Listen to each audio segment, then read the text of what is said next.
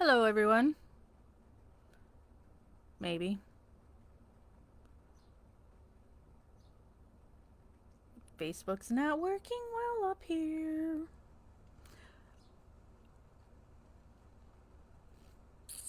It's just circling, so I'm assuming I'm live. And maybe I'll be able to see comments. Jax West from Stephen Avery Project, Justice with Jax, MAM Gossip. I'm an hour late today. Um, I had a shrink appointment at our normal time, so I pushed it back an hour for story time today. We had been doing them we did them last week on Monday and Wednesday. Yesterday was a holiday here in the States, so I said I would do Tuesday and Wednesday this week. We're reading Wrecking Crew by John Ferrick. Everybody assumes it's by Kathleen Zellner since her picture's on there, but it's not. It's by John Ferrick, who was just a reporter in Wisconsin at the time. And we are currently we'll be starting on chapter 11. We're on page 109 out of 361 pages. So I read for about 2 hours. So it is 2 p.m. here right now on Tuesday, Central Time, Chicago Time, whatever you want to call it. So I will read until 4 p.m. and then tomorrow we'll continue. I don't know how many of these I'll have to do till we're done reading the book. But for this week, we'll be live on today and tomorrow. But tomorrow, it'll be at our normal bat time of 1 p.m. I hope. Because I've got another errand I have to do tomorrow. So, but I will try to be here by 1 o'clock so we can go back to reading. And big yawn. So, Wrecking Crew, John Ferrick. Chapter 11, Bathroom Sink, it's titled. And let me also say that while I'm reading, I may not see your questions, comments, concerns since I'm looking at the book. So if somebody else is here watching and can answer somebody's questions or whatever, please do. So far, I haven't seen any comments. Doesn't mean there hasn't been any because I never know with this if it's going to show me the comments or not. So, but I'm just going to get started.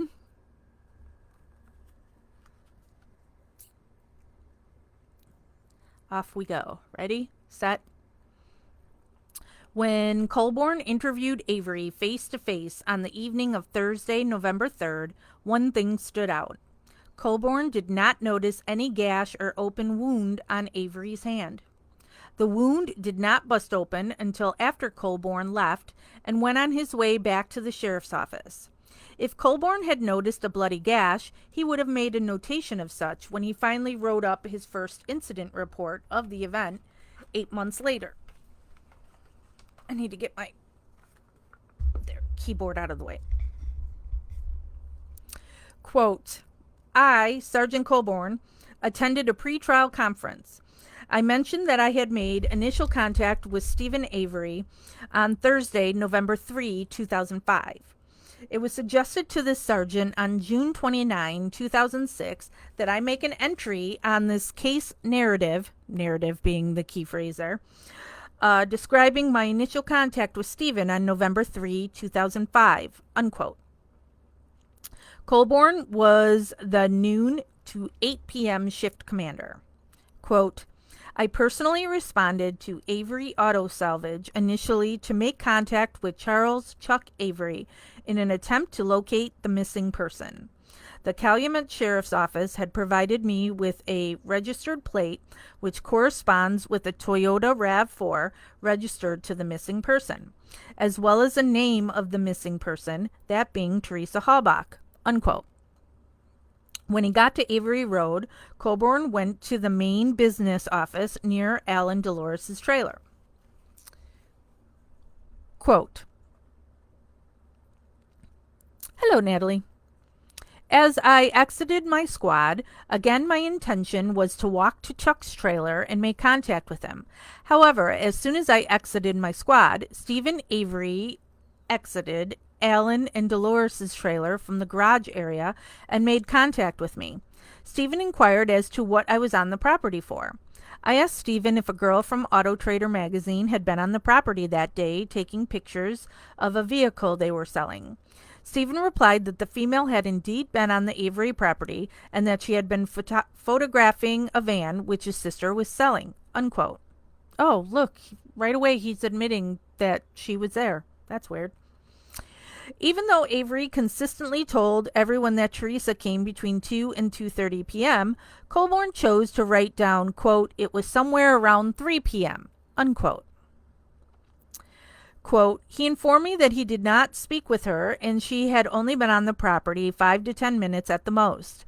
Stephen stated that he did not speak with her and therefore would not know where she was going when she left the Avery property. Stephen did volunteer the information that he glanced out the window of his residence and observed her photographing the van. This is how he knew she was on the property," unquote. When Colborn left the Avery compound, no evidence pointed to Avery as the abductor. Oddly, Colborn never went and spoke with Chuck Avery, even though his report indicated visiting with Chuck was his main intention. When Colborn quote, "As far as making contact with the Avery family or returning to the Avery property, no further action was taken on November 3, 2005 by this sergeant," unquote. Here's what Avery remembers happened. Quote, "After that conversation, I drove my Pontiac Grand Am from my parents' residence to its usual parking spot outside my garage. I got out of my car and walked to my sister's trailer, which was right next to mine. There, I broke open a cut on the outside of the middle finger of my right hand as I was attempting to unhitch my sister Barb's trailer. Before going to my trailer to put masking tape on my finger, I went into my Pontiac to grab my phone charger. I dripped blood into my Pontiac on the gear shift and other places. Anyone who looked through the windows of my Pontiac could have seen the blood on the gear shift and known there was a cut on my hand. I left my Pontiac unlocked," unquote. Shortly thereafter, Avery, along with his brother Chuck, drove into Manitowoc to buy supplies at Menards. Video surveillance from the store confirms this event. Quote, "I remember that I went to Barb's door to see if any of her sons wanted to go with me to Menards. Bobby and Blaine were home. I asked Bobby and Blaine if they wanted to go with me and my brother to Menards. I told both of them that a law enforcement officer had just left the property after asking me questions about Ms. Halbach's visit to photograph Barb's van on October 31, 2005. I noticed that Bobby, the killer, was immediately nervous after I mentioned the visit by the officer. He said that he could not go with me to Menards and that he had things to do. My memory is that Blaine said he wanted to go to Menards and he went with Chuck and me," unquote. But Avery had just split open his finger. That was troublesome and painful. Quote, "Prior to leaving for Menards, I returned to my trailer to put tape on my bleeding finger. I entered my trailer through the south door because it was closest to the bathroom. I did not lock the south door of my trailer after I entered through it. A large amount of blood dripped into the rim and sink and the floor of the bathroom. I did not wash away or wipe up because Chuck was waiting for me to go to Menards.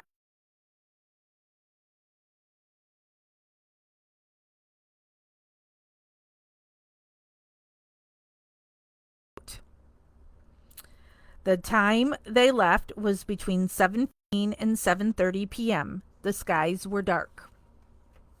Quote, While we were leaving Avery property, driving a flatbed to Menards in Manitowoc, I saw taillights in front of my trailer, Avery remembers. The taillights were further apart and higher off the ground than sedan taillights. I told my brother, who was driving, about the taillights. We turned around and drove to my trailer, but the vehicle was gone. Unquote. All told, Avery and his older brother were gone about 3 hours. They didn't make it back to Avery Road until 10 p.m. to 10:30 p.m.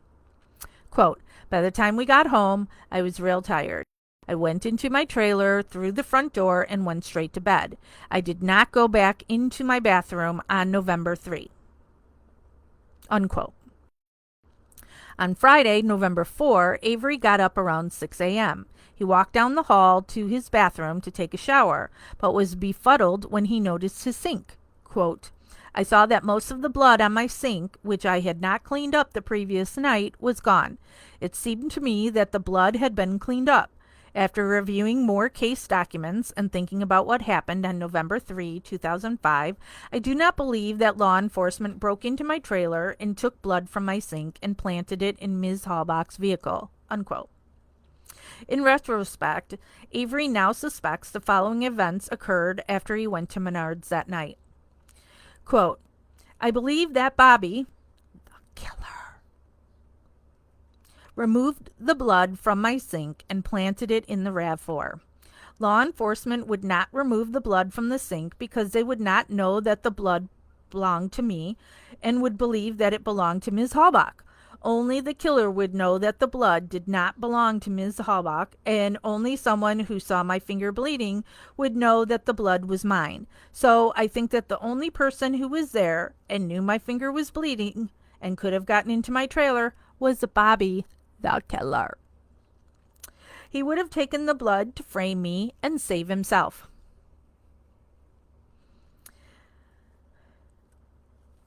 Here's a picture of an example of the blood in the sink.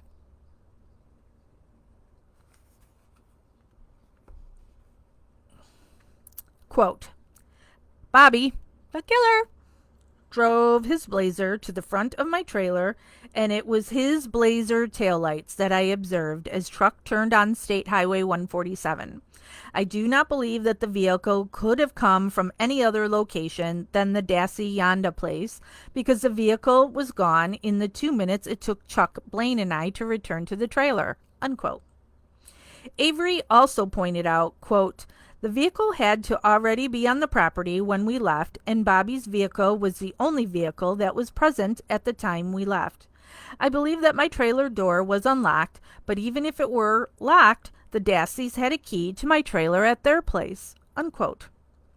By sheer coincidence, Zellner retained the services of Stuart James, one of the country's foremost experts on blood spatter and bloodstain analysis. Earlier in this book, there was mention of the 2006 Omaha murder of Jessica O'Grady that I skipped. Blah, blah, blah, and I'm skipping all of that. We don't care. We don't care.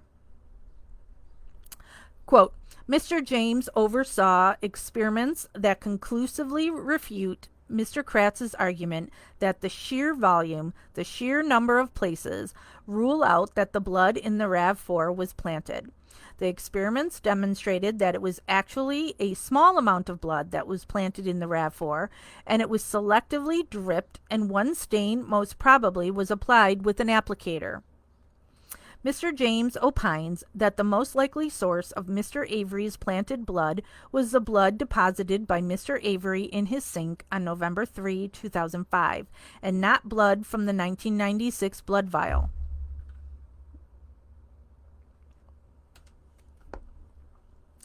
Mr. James, because of his familiarity with EDTA blood vials, opines that the hole in the top of the 1996 blood vial tube was made at the time Mr. Avery's blood was put in the tube, and the blood around the stopper is a common occurrence and does not indicate that the tube was tampered with. So you can see the blood there at the top of this tube, right? But you also don't see a hole in the top. And this was done several years ago. So does the hole disappear after a period of time?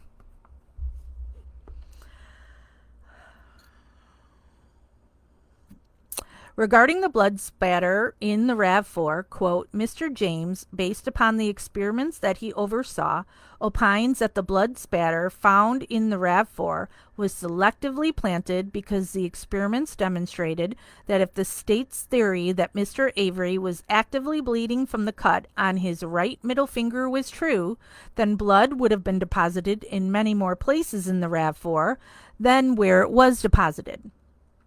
Quote, the blood spatter experiments conducted with actual blood on the subject's middle finger conclusively demonstrate that the blood would have been deposited on the RAV4's outside door handle, key ring, steering wheel, the gear shift lever, brake lever, battery cables, and hood prop.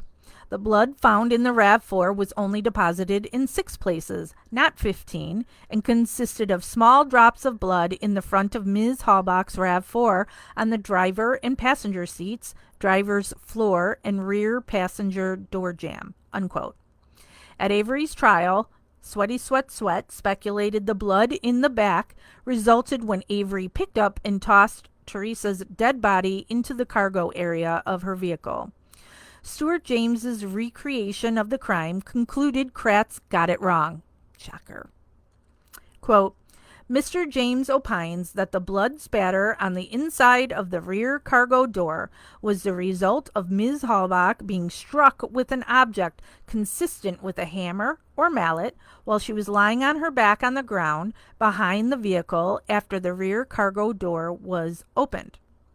Mr. James opines that the state expert, Mr. Nick Stalkey, mistakenly described the blood on the rear cargo door as having been projected from Ms. Halbach's bloodied hair after she had been shot and she was thrown into the cargo area of the vehicle. Mr. James, by overseeing a series of experiments, opines that the state's description of the cause of the blood spatter on the rear cargo door resulting from Ms. Halbach being thrown into the cargo area and blood being projected from her bloodied hair on the cargo door is demonstrably false.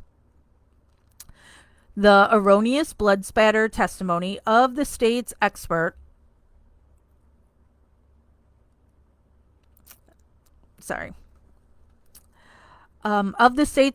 Mr. Stalkey, resulted in the state presenting a false narrative to the jury about the sequence of events surrounding the attack on Ms. Halbach. The state presented a scenario where Ms. Halbach was already fatally injured in Mr. Avery's garage prior to being thrown in the back of the RAV4. The experiments overseen by Mr. James demonstrate Ms. Halbach was struck on the head after she opened the rear cargo door. She fell on the ground next to the rear bumper on the driver's side, where she was struck repeatedly by an object similar to a mallet or hammer. And then the picture of when they were recreating.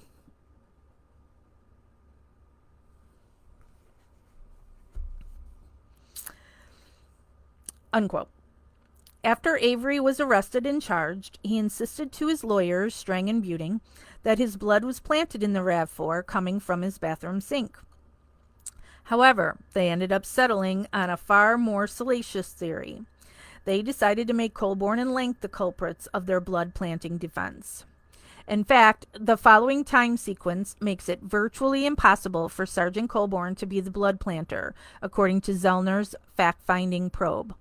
Quote, after Sergeant Colborn came to the Avery property on November 3 to speak with Mr. Avery around 7 p.m., he attended a meeting at the Manitowoc County Sheriff's Office at 8 p.m. Unquote, Zellner explained. It takes 23 minutes to drive from Avery's to the Manitowoc Sheriff's Office headquarters next to the downtown courthouse. If Avery, Chuck, and Blaine Dassey left for Menards at 7:15 p.m., Colborn only had 22 minutes to pull it off. If they left at 7:20 p.m., then Colborn only had 17 minutes. If the Averys left at 7:25 p.m., then Colborn only had 12 minutes. If they did not leave until 7:30 p.m., then Colborn only had 7 minutes. Quote, It is therefore extremely improbable that Sergeant Colborne planted Mr. Avery's blood in the Hallbox vehicle on November 3, 2005. After devoting nearly 3 years to studying the psychology of Teresa's murder, Zellner surmises the killer realized there was a limited window to frame Avery. Quote, "The killer was familiar with the Redont and Manitowoc County pits. He devised a plan to bring the RAV4 from the murder scene to the Avery property. He knew that he needed to put something with the DNA of Mr. Avery in the RAV4." Unquote. When Stephen left for Menards, his south door to the red trailer was unlocked because he didn't expect anybody to break in.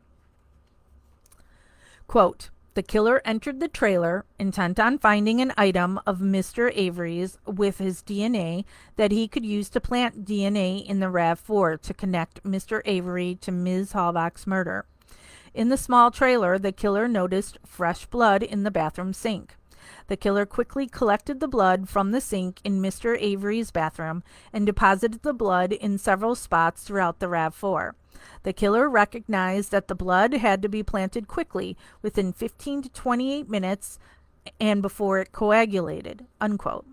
If Teresa's RAV4 was being stashed near the old dam off Highway 147, it would only take Bobby, the killer, 1 to 2 minutes to get there from Avery Road, do the deed, and get back home before his brother and 2 uncles returned from the Manitowoc Menards. But if Bobby, the killer, did the deed, the next logical question to ask is, how? This is the only thing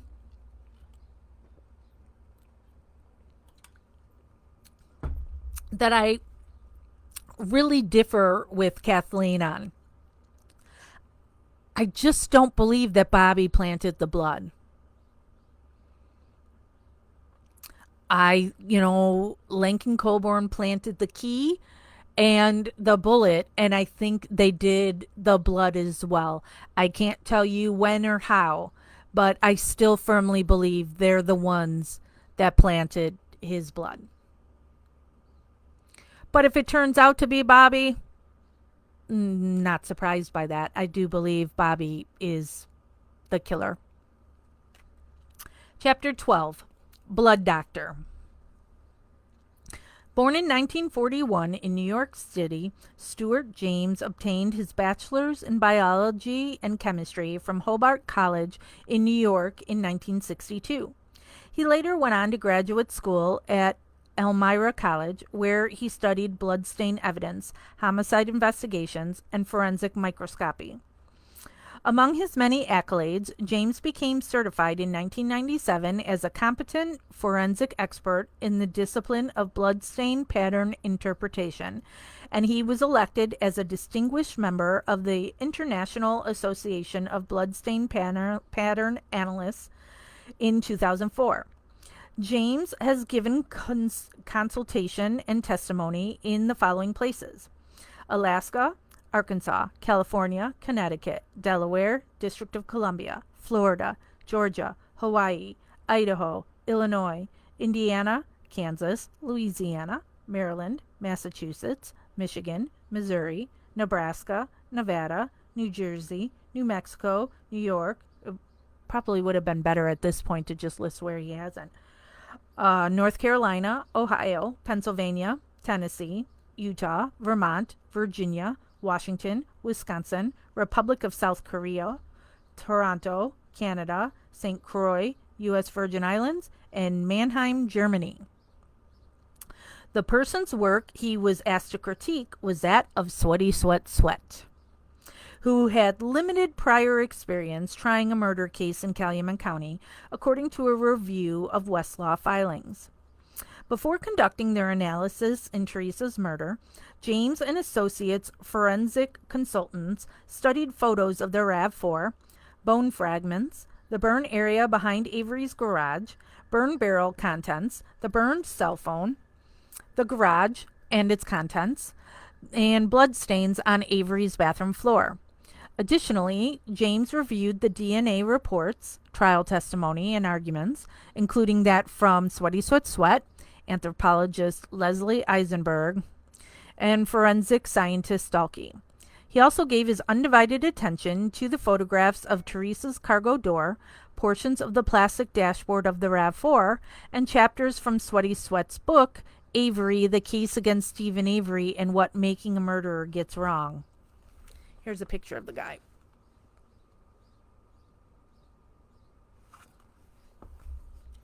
James found it noteworthy to mention how, quote, Kevin Heimerl, special agent with the Wisconsin Division of Criminal Investigation, described there being no blood spatter in Mr. Avery's garage, unquote.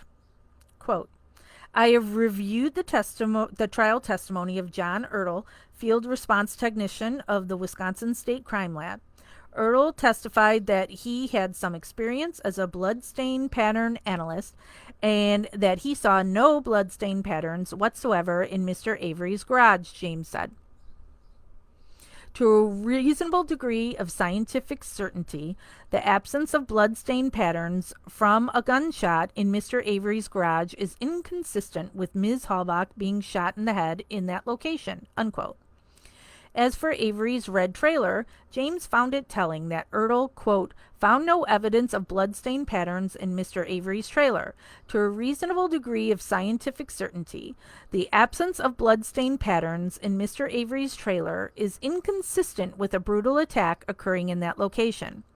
Further, the complete absence of Ms. Halbach's blood in Mr. Avery's trailer is inconsistent with her being stabbed or otherwise having sustained a significant bloodletting injury in Mr. Avery's trailer, unquote.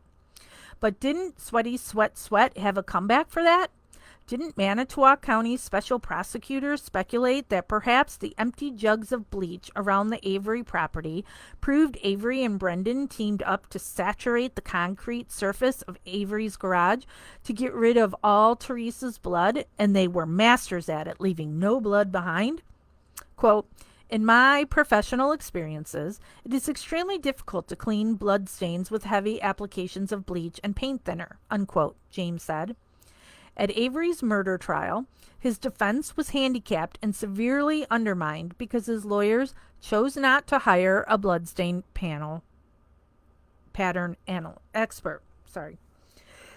The effort, I'm just saying the wrong words, even though I'm reading the right words. The effect was disastrous because, as a result, the defense wasn't able to put forth a compelling argument against a persuasive prosecutor. Quote, the prosecutor, Sweaty Sweat, argued that Ms. Halbach was thrown into the rear cargo area of the RAV4 and that her blood was in motion when it struck the interior panel of the cargo door. The cargo door of the RAV4 opens with hinges on the passenger side of the vehicle to create a 90-degree angle with the threshold of the cargo area. If the bloodstain pattern observed on the interior cargo door had been created when Ms. Halbach was thrown into the cargo area and while the cargo door was open, it would likely produce elongated stains that indicate a right to left direction of travel relative to the cargo door. No such pattern was observed on the interior of the cargo door. In fact, Stalky accurately described the bloodstains on the rear cargo area as being, quote, circular or non-circular, unquote. Additionally, there was something else striking about the blood on the cargo door. It was concentrated at the bottom in the left corner.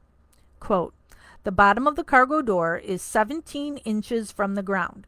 The concentration of blood stains in this area is not consistent with blood being deposited as a result of Ms. Halbach's body being thrown into the rear cargo area. The pattern on the rear cargo door is consistent with a stationary blood source being struck with a bloodied object and creating a cast-off pattern where the blood droplets have traveled from left to right relative to the rear of the vehicle and onto the open cargo door. I have directed experiments where similar cast-off patterns were created using a hammer swung at a low angle to deposit blood onto the rear cargo door of a 1999 RAV4, unquote. James carried out a first of its kind scientific experiment relative to Teresa's slaying. Kratz, sweaty sweat sweat, didn't do one, and neither did Avery's defense team of Strang and Buting. Quote, for one experiment, a mannequin was obtained to reenact the scenario presented to the jury by the prosecution. Weights were attached to the mannequin to achieve a weight of approximately 135 pounds to replicate Ms. Halbach at the time of her death. Unquote. James worked with staff members of Kathleen T. Zellner and Associates who participated in his series of blood spatter experiments. The mannequin's hair was soaked with EDTA preserved blood, and the vehicle used for the experiment was Zellner's 1999 Toyota RAV4. The volunteer participant was 5'10", 185 pounds, and 36 years old. Avery was listed as being 5'6", 218 pounds, and he was 43 years old. Quote, the goal of the experiment was to replicate the prosecution's version of events. First, one of the volunteers attempted to create a blood stain pattern on the cargo door by fleeing the mannequin, but he was not able to do so. Then, two volunteers threw the mannequin into the cargo area. They could not create a bloodstain pattern similar to what was observed on the rear cargo door of Ms. Halbach's vehicle. Unquote. Finally, James had the volunteers bind the mannequin's hands and feet with rope, quote, in an effort to replicate the scenario described by Brendan Dassey in his confession. The addition of the rope had no effect on the experiment.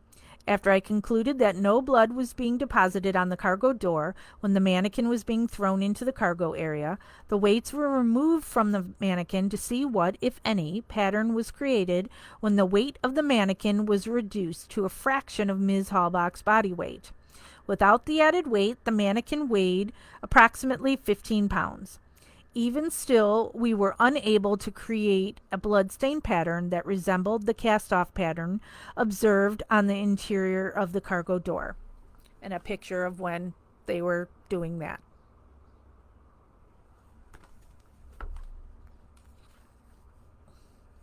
Eventually, another blood spatter experiment involved the RAV4 cargo door being kept wide open. Quote, when completely open, the cargo door sits perpendicular to the threshold of the cargo area. A volunteer from Kathleen T. Zellner and Associates created cast-off bloodstain patterns on the cargo door by wetting the head of a mason's hammer with EDTA preserved blood and swinging.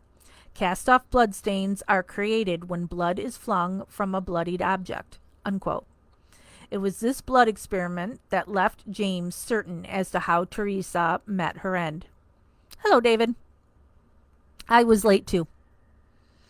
Quote, to a reasonable degree of scientific certainty, the blood stain pattern observed on the rear cargo door of Ms. Halbach's RAV4 was a cast-off pattern created by a blunt instrument.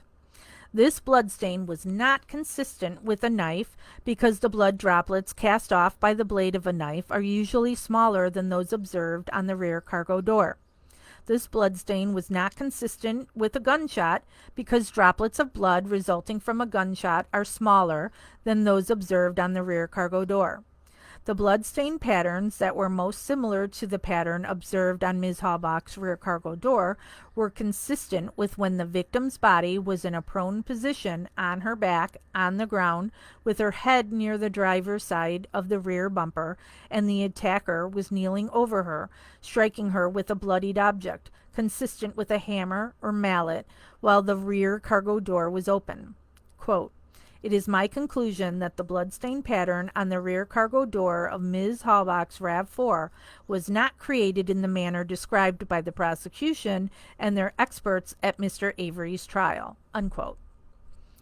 Avery's lawyers, Buting and Strang, theorized Lenk or Colborn doctored the vehicle with a Q-tip, or Q-tip is just a cotton swab, of blood once Pam Sturm of God found the car on Saturday, November 5.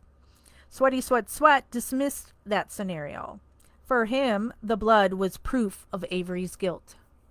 In July 2017, James offered up his analysis to the ignition stain. Quote, the prosecution told the jury that all of the blood deposited in the RAV4 was from the cut on the middle finger of Mr. Avery's right hand and that he was actively bleeding.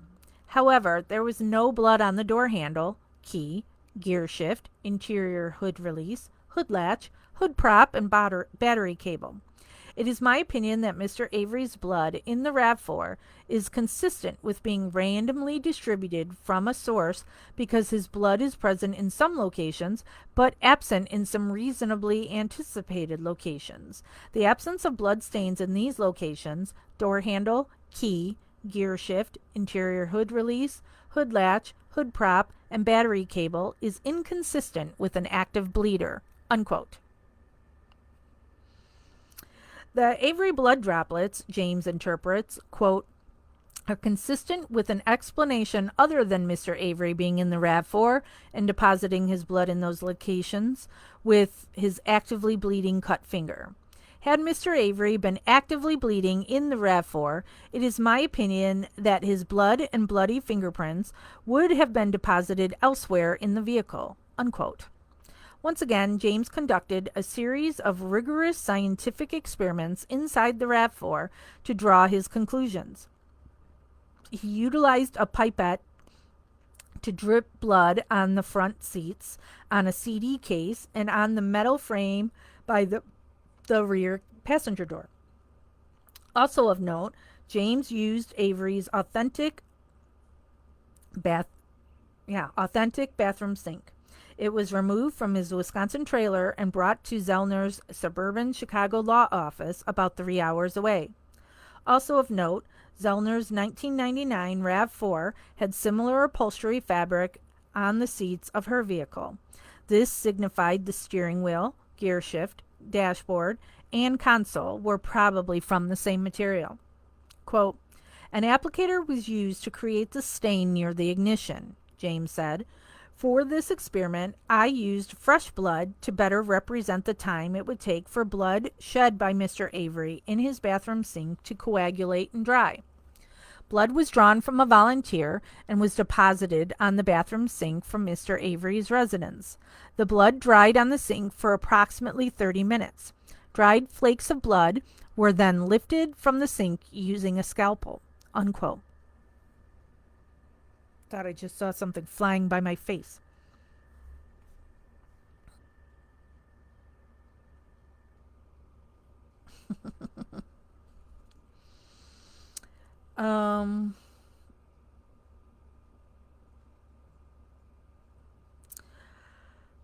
Where was I?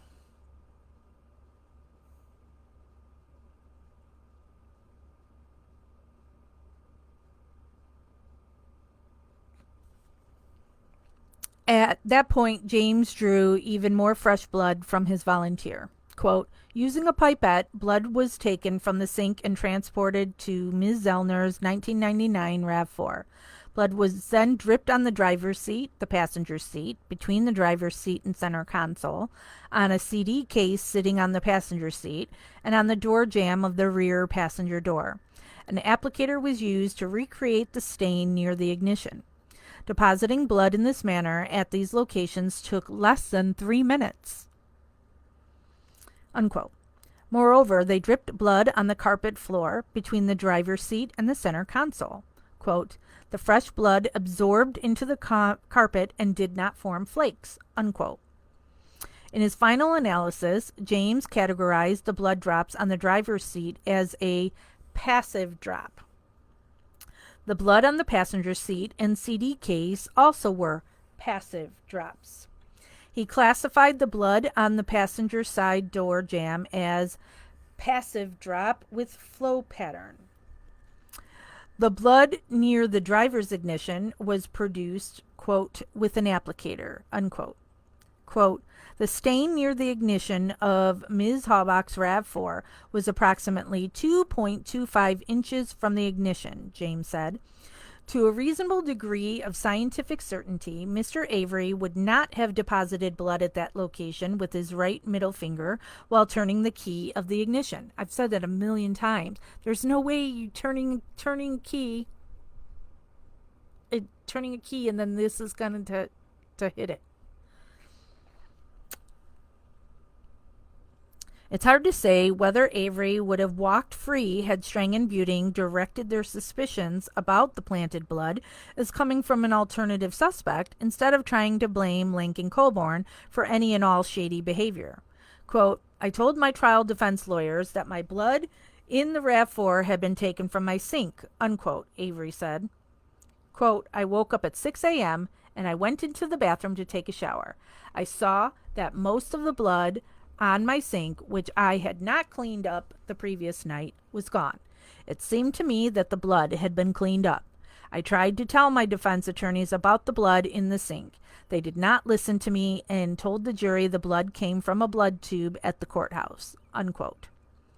If the killer methodically planted blood from Avery's sink, the job could be accomplished with a wet sponge and driving to the RAV4 hidden at the old dam along Highway 147 in barely 5 minutes. Dripping the blood inside the RAV4 would take 60 to 90 seconds. Besides a wet sponge, a rag or wet towels would work, James determined. What does Zellner say about the performance of Buting and Strang regarding their unsuccessful attempt to blame Link and Colborn for planting the blood? Quote, Mr. Avery's trial defense counsel relied exclusively upon a frame-up theory of defense, correctly arguing that all evidence inculpating Mr. Avery was fabricated, unquote. Zellner said, quote, however, they incorrectly argued that Mr. Avery's blood found in Ms. Halbach's vehicle was planted by law enforcement and that it came from a 1996 blood vial held in the Manitowoc County Clerk of Court's office. Trial defense counsel represented to the jury that the seal of the 1996 blood vial package had been broken and resealed with a strip of Scotch tape. Trial defense counsel would have been aware that this package was opened by members of the Wisconsin Innocence Project in 2002 to examine forensic evidence that could be tested. At that time, Mr. Avery's Wisconsin Innocence Project attorneys broke the seal of the 1996 blood vial package and resealed the enclosed box using only a strip of Scotch tape. There was no credible proof presented to the jury establishing that Lieutenant Link and Sergeant Colborn accessed the Clerk of Court's file to obtain Mr. Avery's blood to plant it in the RAV4, unquote. Zellner has taken Buting and Strang to task for making it appear Link and Colborn had prior knowledge of the blood vial's existence in the courthouse vaults. Quote, however, trial defense counsel failed to present evidence that proved in any matter that Lieutenant Link had knowledge of the 1996 blood vial. The trial defense counsel relied on the transmittal form that showed that other evidence from Mr. Avery's 1985 case was sent to the Wisconsin State Crime Lab for testing. Simply stated, there is no evidence that Lieutenant Link ever had possession of or even knew about the 1996 blood vial of Mr. Avery's blood stored in the Clerk of Court's office. Despite knowing that there was no provable connection between Lieutenant Link and the 1996 blood vial, trial defense counsel represented to the jury that Lieutenant Link must have inadvertently found the 1996 blood vial in examining the file. The argument was totally lacking in credibility because there was no corroborative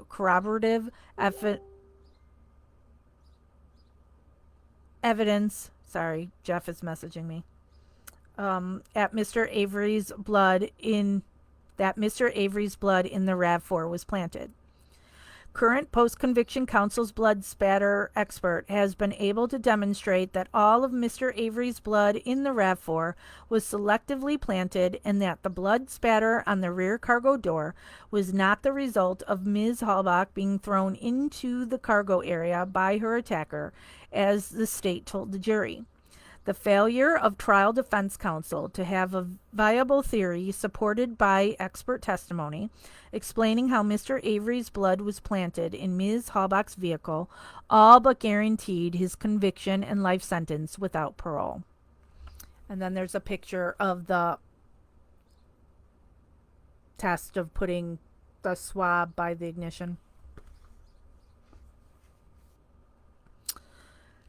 On Friday, November 4, the Manitowoc County Sheriff's Office decided to revisit Avery. Jim Lenk and his apprentice, Detective Dave Remacher, rode together, arriving around 10:20 a.m.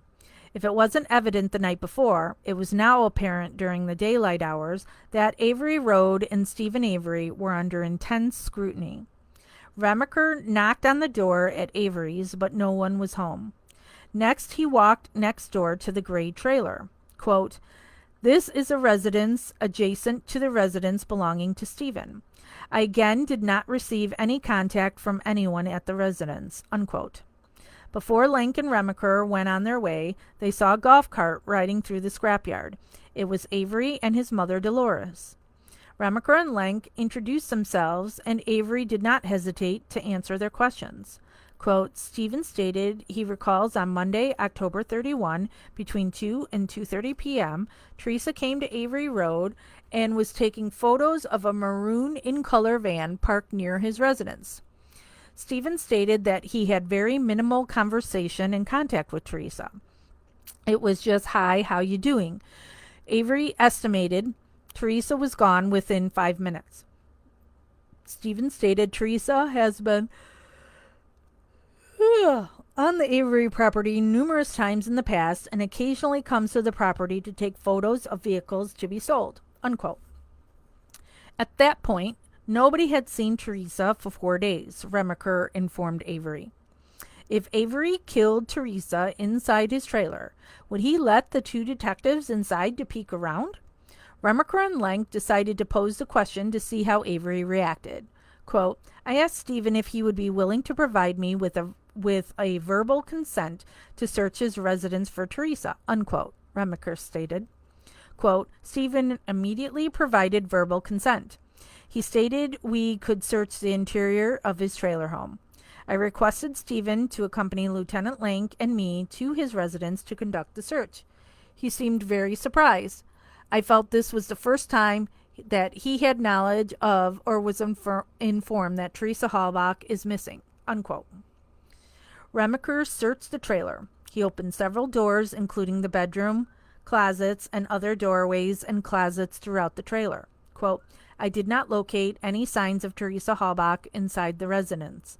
Prior to leaving, we thanked Stephen for his cooperation," unquote. By 10:38 a.m., the pair of Manitowoc County detectives drove off. If they expected incriminating clues to turn up at Avery's, Lenk and Remacher were both let down. They left empty-handed, but Avery was definitely not in the clear. The continued presence of Manitowoc County Sheriff's detectives hovering around Avery Road only served to stoke the rumor mill of Avery's involvement. Several hours after Remacher and Lenk left, Avery made a disturbing observation. Quote, "I smelled cigarette smoke in my trailer on November 4, unquote. Avery said, quote, "This was very strange because I did not smoke and Jody, who lived with me, did not smoke." Yes, she did. "I thought that someone else had been in my trailer and I said that in one of my interviews," unquote. So Jody absolutely smokes, but Stephen didn't want her smoking in the trailer and she was in jail at the time. Although Bobby does not smoke, Bobby the killer, Scott Toddock was a heavy cigarette smoker, Zellner observed. Avery also found signs of forced entry. To document it, he made an entry inside his notebook, the one where he kept Teresa's phone number handy. In his notebook, Avery scribbled the words, quote, "back to patio door," unquote. Quote, "Before I left for the family property in Crivets on November 5, I opened the south door of my trailer and observed pry marks near the door latch," unquote. Not long after the Avery family had cleared out of Avery Road and drove up north to their cottage in Marionette County early that Saturday morning, Teresa's RAV4 was discovered back on the Avery property. However, just the day before that, on Friday afternoon, an older man, accustomed to minding his own business out in the country along Jumbo Creek Road, saw something suspicious from out in his backyard. What the man saw was central to the still developing missing person probe of Teresa. Dun dun dun.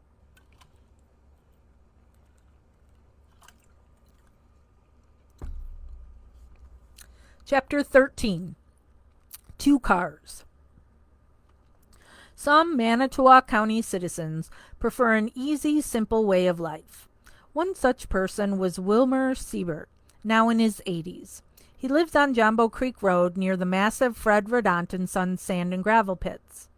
He's a junk collector. His backyard is littered with cars and car batteries. His 2-story white house has seen its better days and looks like it would blow over in a strong windstorm.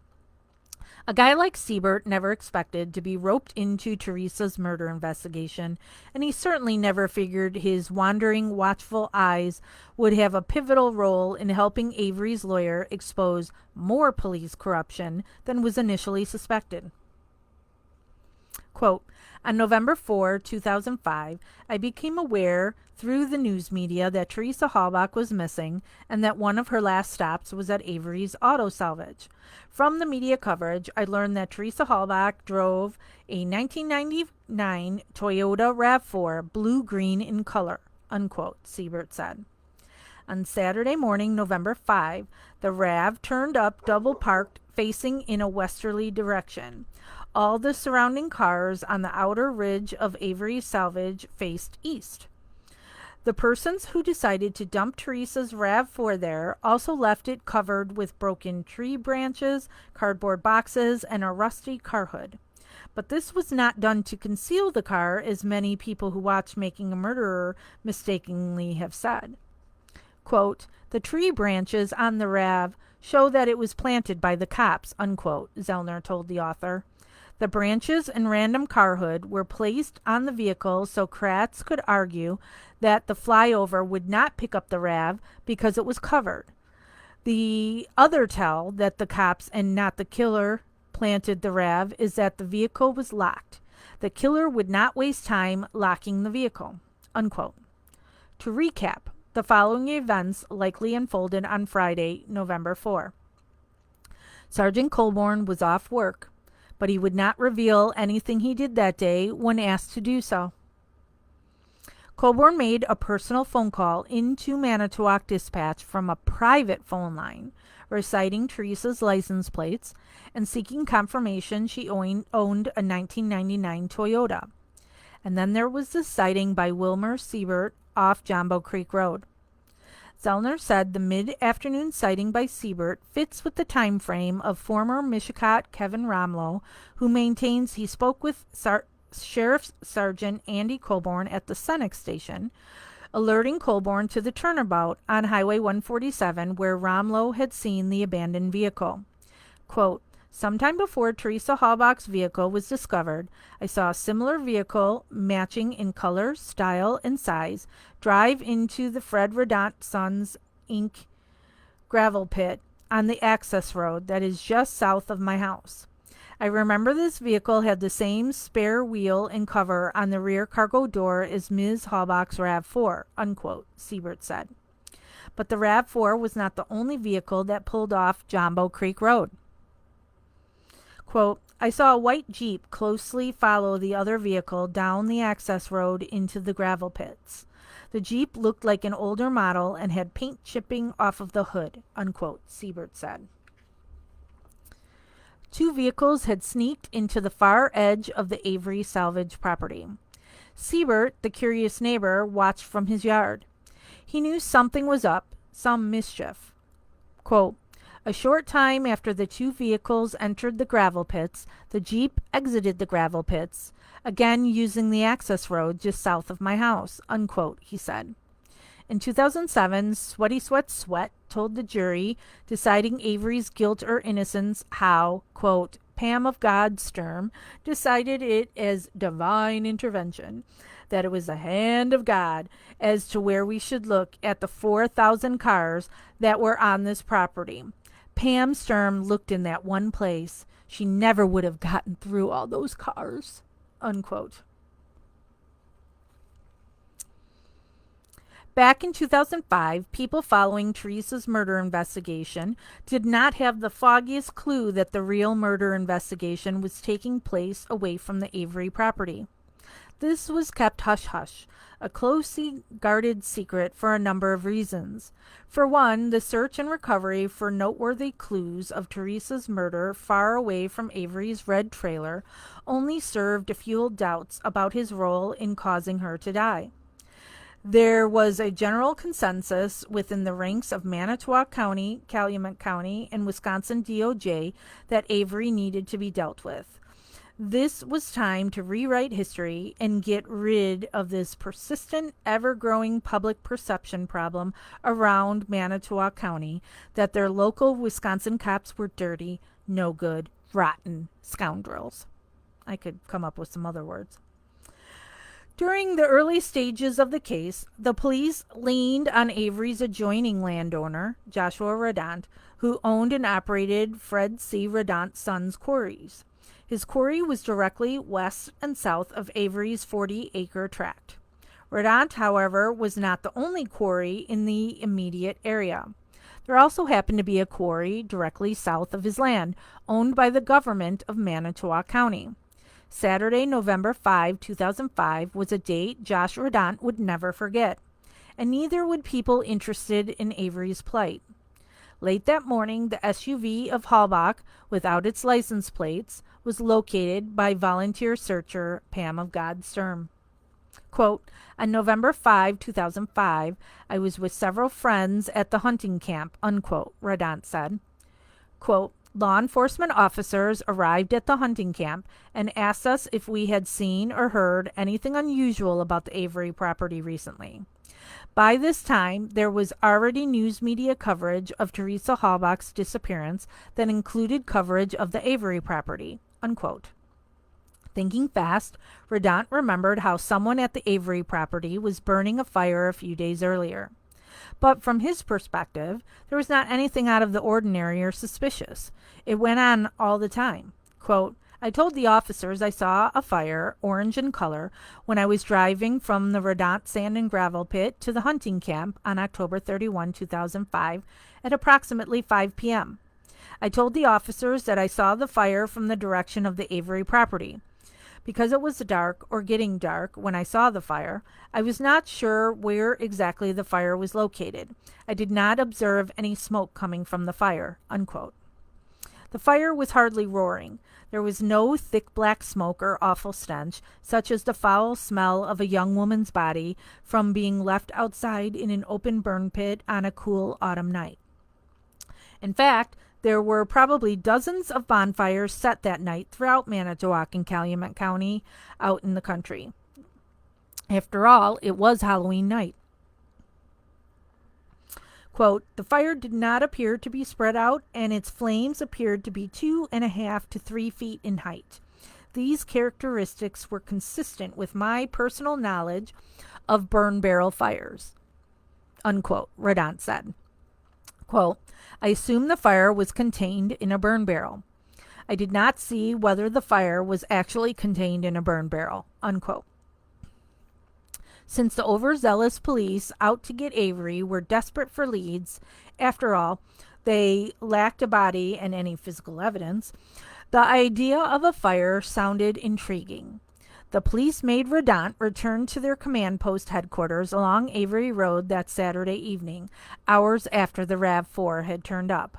Quote, less than 1 week after I provided that written statement, 2 officers, who I believe were from the Wisconsin Department of Justice, met me at the hunting camp to discuss the fire I saw, unquote, Radant said. Quote, I remember them asking me if I was sure what I said I saw. It seemed to me that they weren't satisfied with my statement about the fire. Specifically, it seemed to me that they wanted me to change my story to include a larger fire because they were reluctant to accept my story as true. I eventually asked them what they wanted me to say. They told me that all they wanted was the truth. I advised them that I had been telling the truth, unquote. The state investigators made what now appears to be a startling revelation. Quote, at that time, I was told by the Department of Justice agents that they believed Teresa Halbach's vehicle was driven to the Cuss Road cul-de-sac by driving west through an empty field, then south down the gravel road that ran northeast into the Avery property. They told me that they believed Teresa Halbach's vehicle turned northeast onto the gravel road and entered the Avery property at its southwest corner. It is my understanding that this theory was based on the work of scent tracking dogs, unquote, Radant said.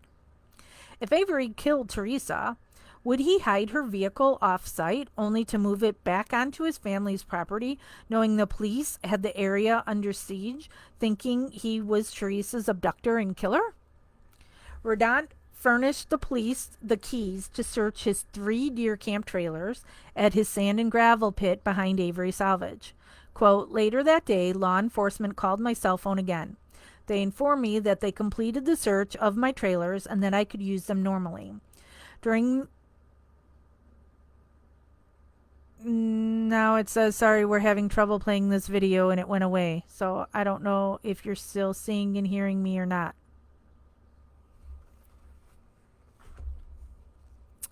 So let me type.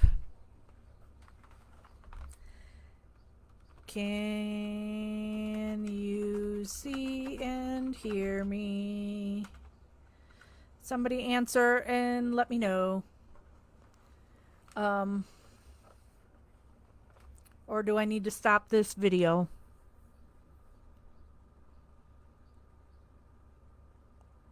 Oh, and hello, Gwen. Yes, you can see and hear me? Okay. Then I just have a black screen and can't see it, so I'm going to continue. Thank you so much, Gwen. And thank you, Roger. And let me see. Where was I?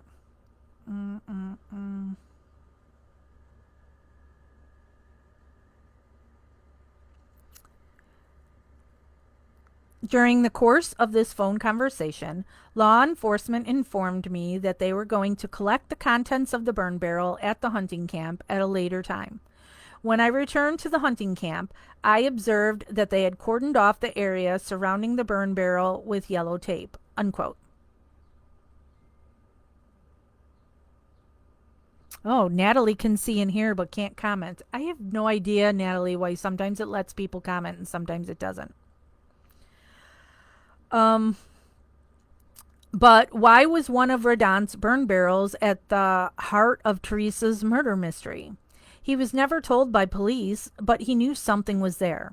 Quote, to the best of my knowledge, Wisconsin State Patrol assigned officers to watch the burn barrel day and night on a rotating basis until its contents were collected. I was not present when the contents of the burn barrel were collected, unquote.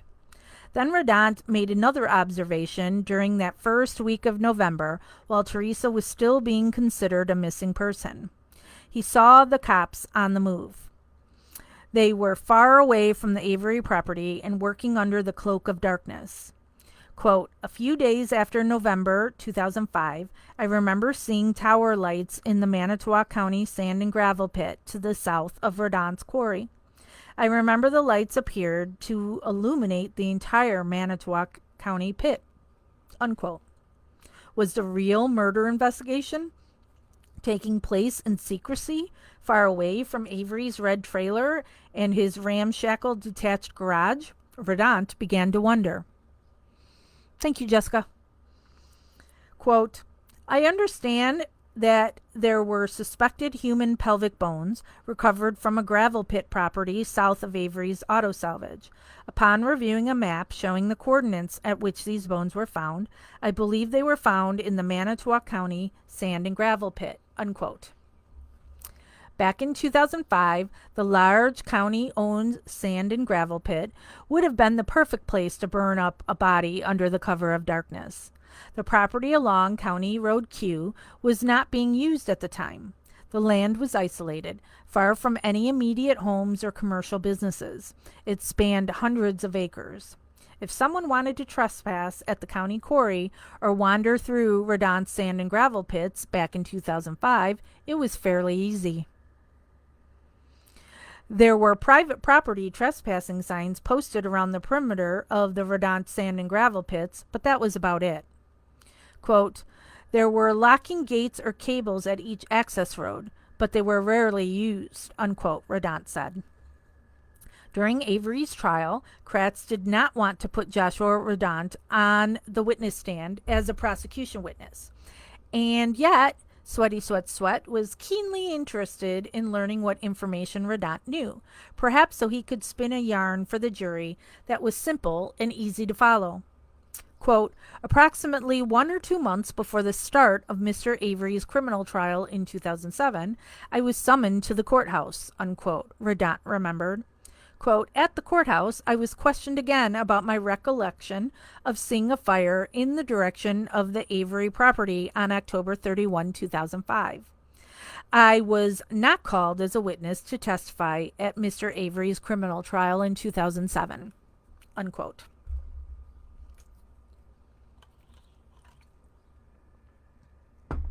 Chapter 14, Canine Noses. It may have been a night for trick-or-treaters, but Travis Groel remained steadfast at work for Rodant's gravel pit. He was working near County Highway Q, where he was loading and feeding the rock-crushing machines. He remembered at least one other employee was working there that night. As Groel was hard at work, he noticed a strange smell. There was something lowing in the cool autumn breeze, and it was unsettling. Quote, regarding the smell, he said it was not tires, said it was a smell he hadn't experienced before, so he could not say what was causing it. Groel said the smell was still in the air when he left, and it was coming from east, more towards the middle of the quarry. He did not see any fires, unquote. The surrounding area where Groel was working is rural, rugged terrain just south of Highway 147. There are hundreds of tall, mature cedar trees planted along both sides of Q. The county gravel pit could be accessed by pulling off Q or by someone wandering in from Josh Rodant's adjacent quarries. To drive to the pits from Avery's takes only a couple minutes. In November 2005, during the height of the quest to find Teresa, several of Wisconsin's all-around best tracking and cadaver dogs were utilized by law enforcement. The dogs were ushered throughout Avery's red trailer by their handlers and taken near his garage. But those were not the spots that drew the most intrigue. Instead, the action was coming away from Avery's property, about a half a mile away, over toward the spooky stretch of Cuss Road. Cuss Road runs east-west. Avery's place was to the east of Cuss Road. This was a small, secluded local road flanked by tall cedars on both sides of the street. Less than a dozen acres were nestled along Cuss Road off the woodlands. At the end of Cuss Road was a cul-de-sac overlooking Rodant's quarries. Way off in the distance, you can see the Avery salvage yard. At the cul-de-sac, however, was a winding little conveyor road. The dirt road led into the back of Rodant's deer hunting camp, consisting of 3 mobile trailers.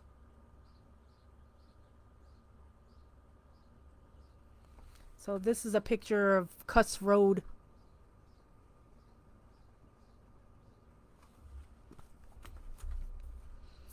Monday, November 7, marked the 5th consecutive day of a constant Manitowoc County law enforcement presence around Avery's property. But not everybody who showed up at Avery Road had a stake in the outcome of making sure that Avery went down hard for the crime. Notably, Kaukauna canine handler Sarah Fosk, who showed up with her bloodhound Loof. Quote, Sheriff Poggle did have 2 pairs of shoes that belonged to Teresa Halbach. Both were bagged separately in plastic bags. I placed sterile gauze in the toes of the shoes and removed the insole in a plastic bag with sterile gauze. The shoes were then secured in my personal vehicle, unquote, Fosk explained.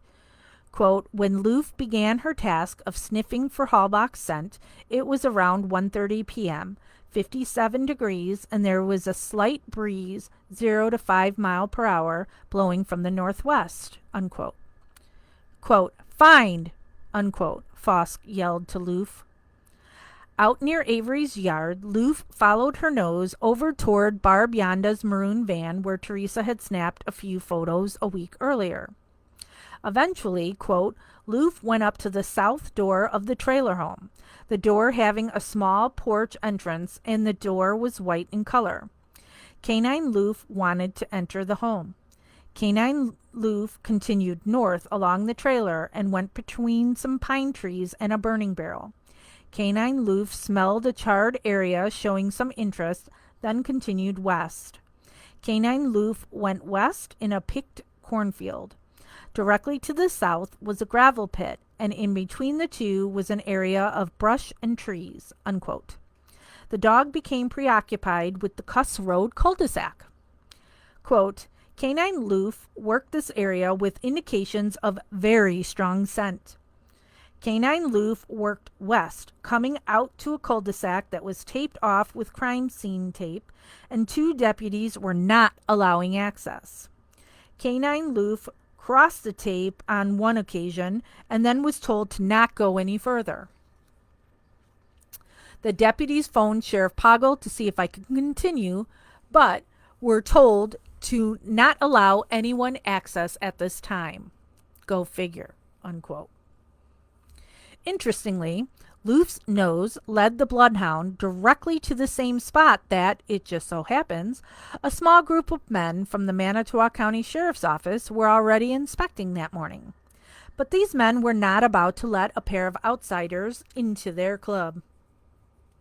As a result, Fosk and Loof were off limits because it appeared the local police did not want them seeing what they were up to. Was evidence being mishandled or manipulated off Cuss Road? Fosk and her bloodhound weren't allowed access to the closely guarded property a half-mile west of Avery's. Loof was not the only highly specialized dog whose nose steered him away from Avery's. Bob and Julie Kramer of Great Lakes Search and Rescue Canine Group brought along Brutus and Trace, 2 of their top scent tracking dogs. Over the weekend, the Kramers were out with the dogs in one of the quarries east of Avery Road, where the dogs alerted. However, when they returned to the gravel piles that Monday, November 7, Brutus and Trace did not alert at the flag location or the same general area the second time around. Quote, we then proceeded to a location we were requested to check on Cuss Road, where a potential burial site had been located. Canine Brutus checked the area, and after passing the area upon entry in the wooded area, he gave a head check, returning to the location and gave his bark alert. Alert number 12, and seemed particularly interested in a shovel lying next to the disturbed earth, unquote. According to the Kramers, quote, Canine Trace checked the wooded area first and did not alert, but did show interest, increased animation, and high head checks. Upon returning to the area a second time, Canine Brutus again barked and alerted near the area of disturbed earth, unquote.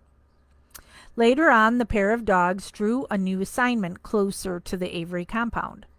Quote, at the exterior of the home, Brutus again barked at the door and scratched to enter the residence.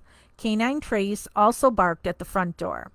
Once inside the trailer, Canine Brutus proceeded to check the interior, alerting inside a bedroom at the bed and a pile of clothing. He was very agitated, but no scent source was noticed, unquote.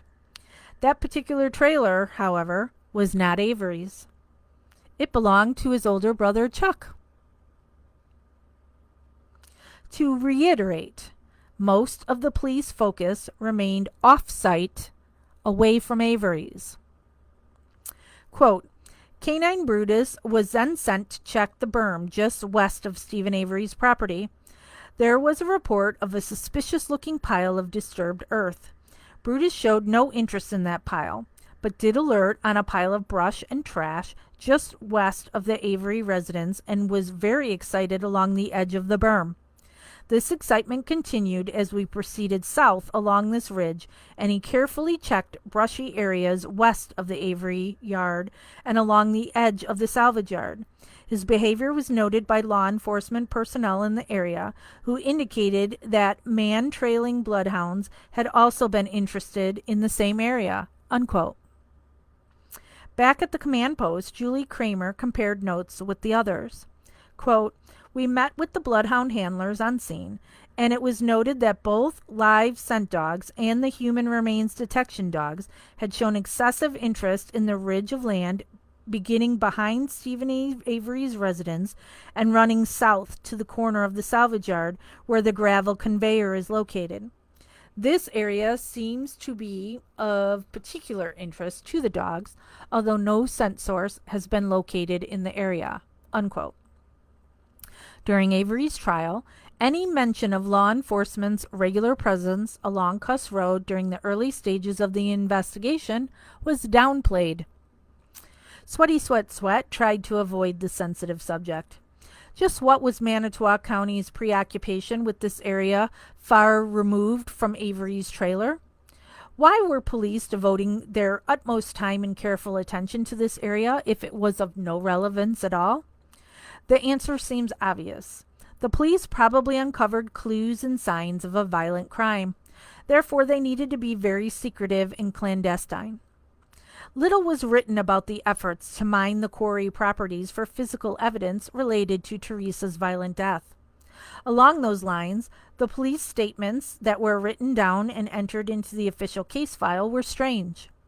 Some police reports divulged that Calumet investigator Mark Wiegert had contacted colleague John Dietering at 10:35 a.m.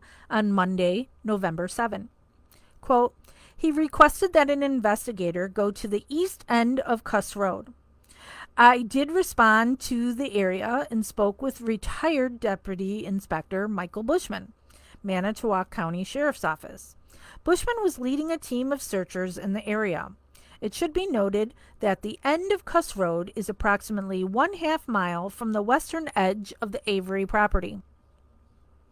I arrived at the east end of Kuss Road approximately 10:45 a.m. and spoke with former Deputy Inspector Bushman.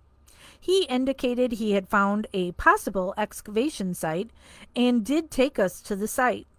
The area was then taped off with crime scene tape, and the area was frozen. No one was allowed in or out. Unquote.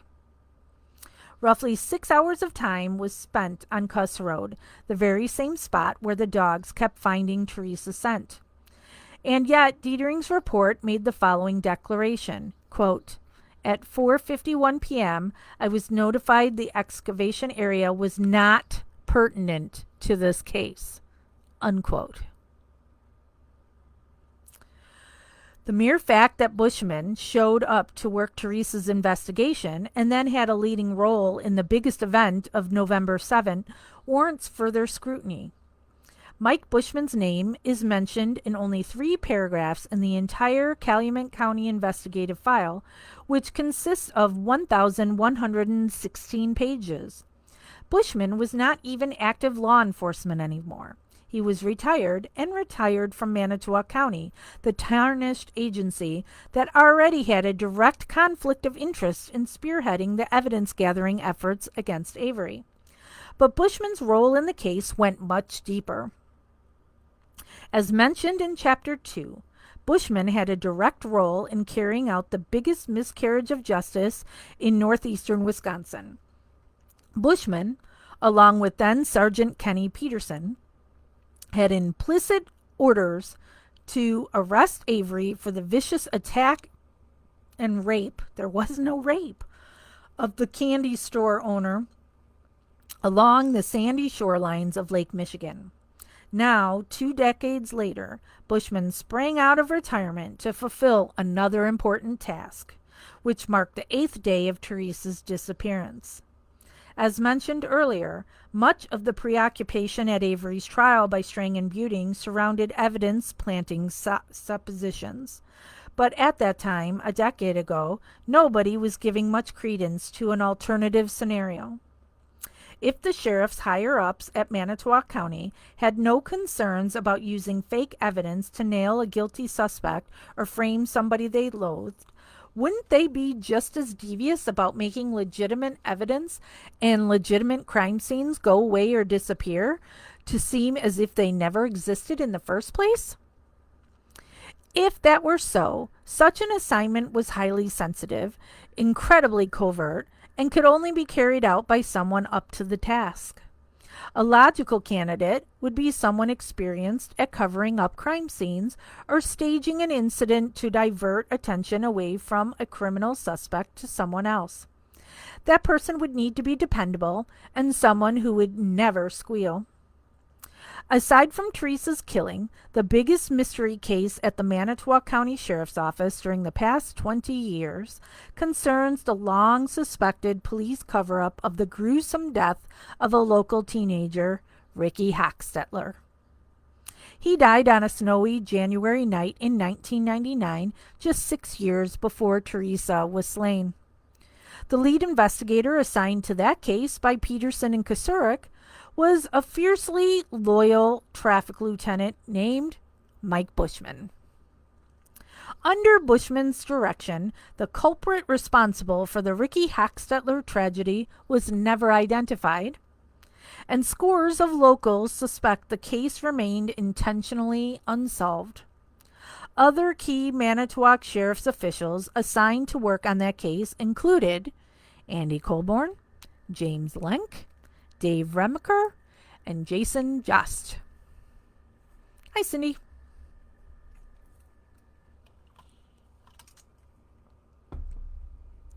Chapter 15. Cover-Up. The winter of 1998 marked a contentious time for the husband and wife who rented the 2-story farmhouse on the far southern outskirts of Manitowoc. Once that winter, the Manitowoc County Sheriff's Office responded for a domestic violence call. The couple was in the midst of a bitter divorce. They had 3 children, the oldest being a teenage boy named Ricky. He had a part-time job at the Manitowoc Hardee's and liked to hang out with fellow teenagers. On Ricky's last night alive, he was dropped off at a house in Manitowoc. Quote, "He was going for a pizza party and movies with his friends," unquote, his mother recalled. Quote, "On that particular night, I was surprised that he didn't call for a ride home. If he felt that it was too cold or too nasty out, he would always call, 'Mom, can you come and get me?' Unquote." When Debbie Hochstetler dropped her son off around 5 p.m. that Saturday, the snow was just starting to fall. As the night wore on, a blowing snowstorm kicked up. Winds became nasty and the snow was drifting. It was not a safe night to be out driving, especially for anyone who had consumed too much alcohol at one of the Manitowoc area watering holes. Quote, sorry, my voice is going now. Quote, "When their movies were done, Ricky walked a friend, Jennifer, home. And then he proceeded to walk home. He was a little past his curfew, so that's probably why he didn't call me. He didn't want to wake me up," unquote, his mother said. Ricky's walk home was about 3 miles. Trudging through snow, Ricky was bundled up in his warm green winter jacket. He began his journey home between 1 and 1:30 a.m. Quote, "He was walking with traffic along the edge of the road, 3 feet off the edge of the road, and they said they could see the vehicle tracks were in and out, in and off the road. Then the vehicle hit Ricky, and he was on the hood of the vehicle, and he was dropped down and dragged, and they said that the person made no attempts to stop," unquote, his mother said. Manitowoc County Highway CR is a dark, desolate road out in the country. The posted speed limit is 50 miles per hour. Ricky endured a brutal, agonizing death. He was struck from behind by an intoxicated motorist right around bar closing time. His broken and battered body separated from the car in the middle of the road. The drunk driver kept heading south on CR for another 2 miles until he reached the T intersection for Newton Road. The hit-and-run motorist had a chance to hop on the interchange for Interstate 43, where heading south goes to Milwaukee and going north ends up in Green Bay. The fleeing motorist chose to stay on the off-the-beaten-path country roads. Keep in mind, these were extremely local roads. Only someone who regularly traveled the back roads of southern Manitowoc County would be driving these roads at such a late hour on a weekend after having too much to drink. There just so happened to be a late-night drinking establishment barely a quarter mile up the road from where Ricky was run over. The Bill Maher Supper Club had been a popular banquet hall and bar for many years around Manitowoc County. Manitowoc's movers and shakers and politically connected wined and dined there. Among them, Manitowoc Sheriff Tom Kosarik had his wedding reception there. There were also a couple of large gatherings at the Bill Maher that particular Saturday night. One was held for employees and guests of the Manitowoc Ice Company, and the other affiliated with the Kopp's General Store. The bar was also open to the general public. A few of the stragglers stayed until the wee hours of the morning, and they pulled out of the parking around the time Ricky was trudging through the drifting snow along the dark road, just minutes away from making it home. The hit-and-run driver who plowed into Ricky and continued driving was already outside of Manitowoc city limits, making it highly unlikely the inebriated motorist lived in Manitowoc. 3 very small communities were in the general vicinity of the drunken motorist's path: the town of Newton, the village of Cleveland, and the village of Kiel. Based on the travel route, a number of other small Manitowoc County communities, such as St. Nazianz, I don't know how to say that, Valders, Whitelaw, and Reedsville, were virtually out of the question. This is known because a Newton resident spotted several broken car parts scattered in the snow the next morning on his way to church. The debris was found 1 mile to the west of County CR at the rural intersection of Newton and Center Roads. That intersection was in the middle of nowhere, 3 or 4 miles south of the city of Manitowoc, which had a population of 35,000. Quote, "I wholeheartedly believe this was an accident," unquote, Ricky's mother said. Quote, "I know this person didn't mean to do it, but this person also needs to take responsibility, come forward, and help this family." Unquote. That Saturday night, Mike Bushman patrolled Manitowoc County's roads as the overnight shift commander. He even saw Ricky's fresh footprints in the snow as he made the rounds along County Highway CR. 5 years later, when the Wisconsin Department of Justice opened an investigation into a suspected police cover-up, a state investigator made this notation concerning Bushman. Quote, "He was going to check on the condition of the person to make sure they were okay, considering the snowstorm. Deputy Inspector Bushman decided to get gas first before following the footprints in the snow." Unquote. Bushman's decision to fill up his squad car rather than check on the wandering pedestrian walking home in the fierce snowstorm possibly cost Ricky his life. The 17-year-old high school student was hit by a car and his body came to a rest in the road only 50 yards away from his front door. Around 2:25 a.m., a newspaper delivery driver made the gruesome discovery. She called 911, and Bushman, Manitowoc County's night patrol commander, learned about the collision as he was filling his tank at the county gas pumps about a half-mile away. He made it to the scene at 2:28 a.m. Around 4 a.m., Bushman and the county coroner, Deb Kakadich, knocked on the front door of the Hochstetler White farmhouse. Debbie Hochstetler was then rustled out of bed and notified that her only son, the oldest of her 3 children, was dead in the middle of the road. He had suffered a fractured skull resulting in brain trauma, as well as spinal cord injuries, a fractured neck, internal injuries, and leg injuries. Many people suspect the cover-up was activated soon after the crime. Off-duty Lieutenant Rob Herman, who was working at the time as the Manitowoc County Juvenile Jail Administrator, managed to rush out to the scene. It's been long suspected by fellow Manitowoc County Sheriff's deputies that Rob's younger brother, Todd Herman, may have been the hit-and-run driver, and that Rob showed up at the scene to cover up the crime to ensure the culprit was never identified. The Herman brothers were untouchables in the sheriff's office, thanks to their father. As a result, Sheriff Kosarik and Under Sheriff Kenny Peterson were not about to launch a criminal investigation against one of the Herman brothers. That would never happen, and Bushman would be tapped to run the investigation to make sure of that.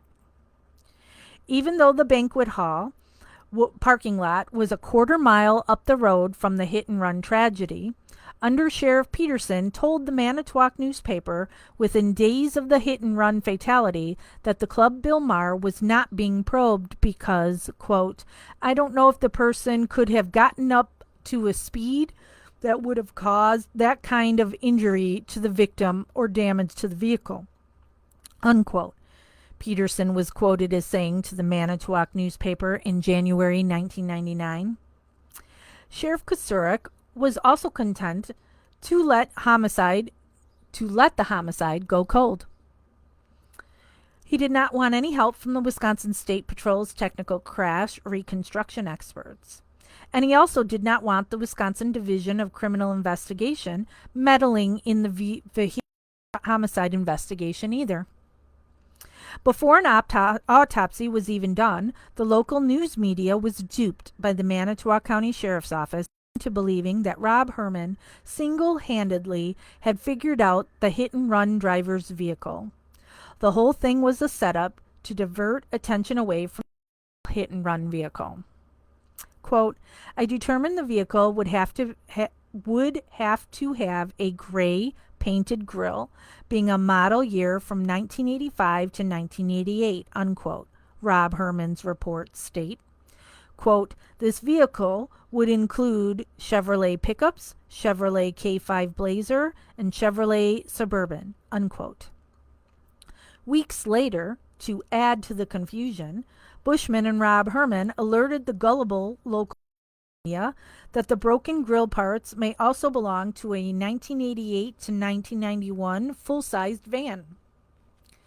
They summoned Manitowoc County Sheriff's Deputy Jason Yost to pose for a newspaper photo op, standing with his back up against a big blue. The photo, in turn, was seen by thousands of avid newspaper readers in the Manitowoc County area. It served its purpose. It gave the locals the impression that a big full-sized van ran over Ricky Hochstetler, when that was never the case at all. In fact, no van, no truck, no Suburban, and no Blazer were ever found.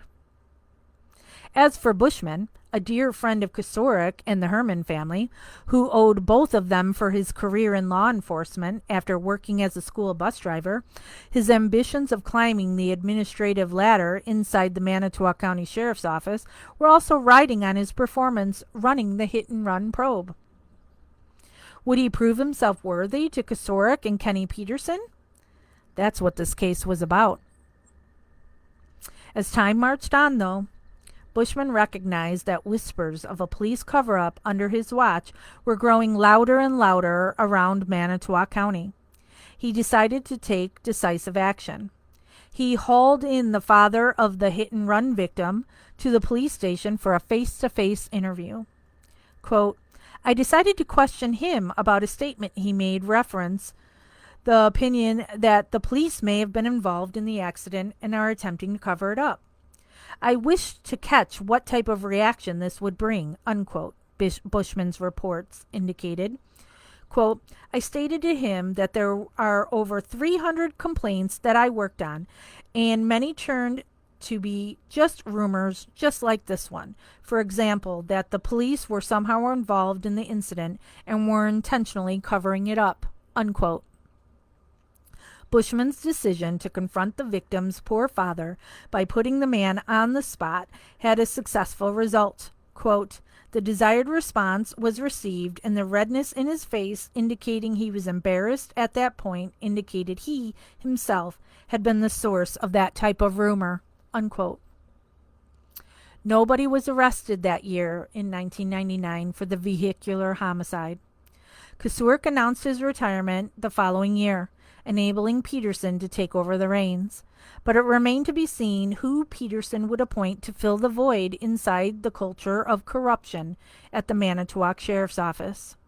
Because of another retirement and his own promotion to sheriff, Peterson now had to fill the two other top administrative openings at the sheriff's office, both the undersheriff and the deputy inspector. Peterson chose the two men within his ranks who were at the center of the cover-up allegations. In 2000, Rob Herman got promoted to undersheriff and Bushman got promoted to deputy inspector. This made Bushman in charge of the entire traffic patrol unit as well as the entire detective bureau, even though he had no prior detective experience. As third in command of the entire agency, Bushman decided to hand the sensitive hit-and-run homicide off to someone he trusted, Detective James Lenk, who would not disappoint him. Under Lenk, no progress was made in terms of identifying the killer, and the sheriff's office was doing nothing to keep the case in the public spotlight. In 2002, the third anniversary, the Associated Press in Milwaukee tracked down Sheriff Peterson for an interview. He assured the reporters that the hit-and-run homicide was not about to be solved. Quote, what it's going to take to solve this thing would just be luck at this point. I doubt if the truck exists anymore, especially in any kind of evidentiary form, unquote, Peterson was quoted as saying. But why was Sheriff Peterson such a proud pessimist? Several employees within the Manitowoc County, the ones who had integrity and held their heads high with dignity, suspected their administration had been infiltrated by a number of rats. They believe Ricky's case was a shoddy investigation that arose from incompetence, flat-out corruption, or a combination of both. Bushman and Rob Herman, the two key promotions given by Peterson, were both responsible for compromising physical evidence, broken vehicle debris found at the snowy scene during the early morning hours of January 10, 1999. Regardless of their motive, their conduct jeopardized any future attempts at prosecuting the culprit. Even though this was a high-profile vehicular homicide involving the death of a local teenager, the two men at the sheriff's office had not properly tagged, logged, and photographed the broken vehicle parts discovered at the hit-and-run scene. Sound familiar? Most disturbingly, Bushman gave Herman permission to scoop up the vehicle debris from the scene and to drive around unsupervised with the previous crime scene evidence during the wee hours of the night. Many Manitowoc County residents strongly suspect that the car that hit Ricky Hochstetler ended up at the Herman family's Cleveland Auto Salvage, where it was either repaired or stripped. Cleveland Auto, the family-owned business, was also a perfect place to swap out the evidence. Considering there was strong sentiment within the local law enforcement community suspecting that Ricky Hochstetler's hit-and-run death was a cover-up, one has to realize the police report submitted by Bob Herman may not be reliable. If he was attempting to cover up a crime involving a close family member, there's no telling what was true and what was false. Herman's overnight report states that he drove around to several Manitowoc area closed auto dealerships and closed businesses during the wee hours of the morning in his personal vehicle, with the broken grill pieces from the scene of the crime in his possession. There is also no way to verify that anything he wrote actually happened, since he did not take photos of any of the businesses and auto dealerships he allegedly visited. Furthermore, nobody else was with him. Quote, "You can get fired for that stuff. That piece of evidence might as well not exist. You have made that evidence have less value or no value at all," unquote, noted Brad Turvey, forensic scientist at Forensic Solutions in Alaska. In Turvey's mind, given Manitowoc County's reputation, there's a strong chance that the police tampered with or swapped out the pieces of evidence from the scene if they were attempting to cover up the crime for a fellow officer. Quote, "It's all reputation, and if Manitowoc County had a good reputation, you don't have to defend it. Because of their bad reputation and continually bad decisions, it's a lifestyle. It's not a mistake. It's who they are." Unquote. That's a picture of poor Ricky Hochstetler on the road.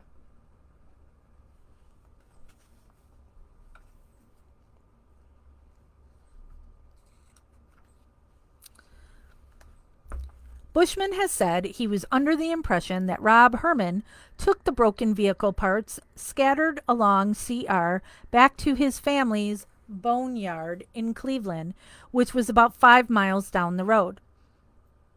The Cleveland Auto Sales and Salvage was just a few blocks away from the home of Todd and Shelby Herman. Both Rob and Todd, had substantial expertise as auto body technicians and mechanics at Cleveland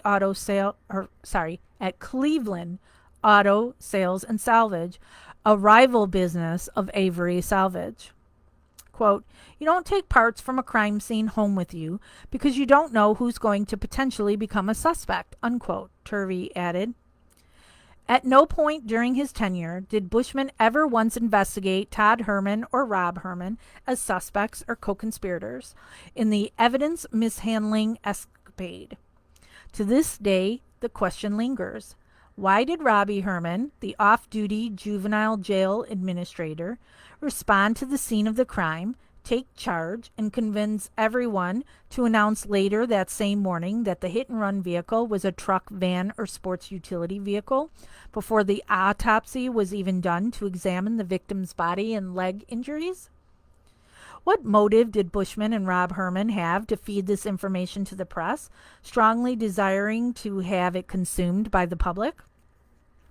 In 2004, the Wisconsin Division of Criminal Investigation showed up in Manitowoc to investigate under Sheriff Rob Herman as a hit-and-run suspect.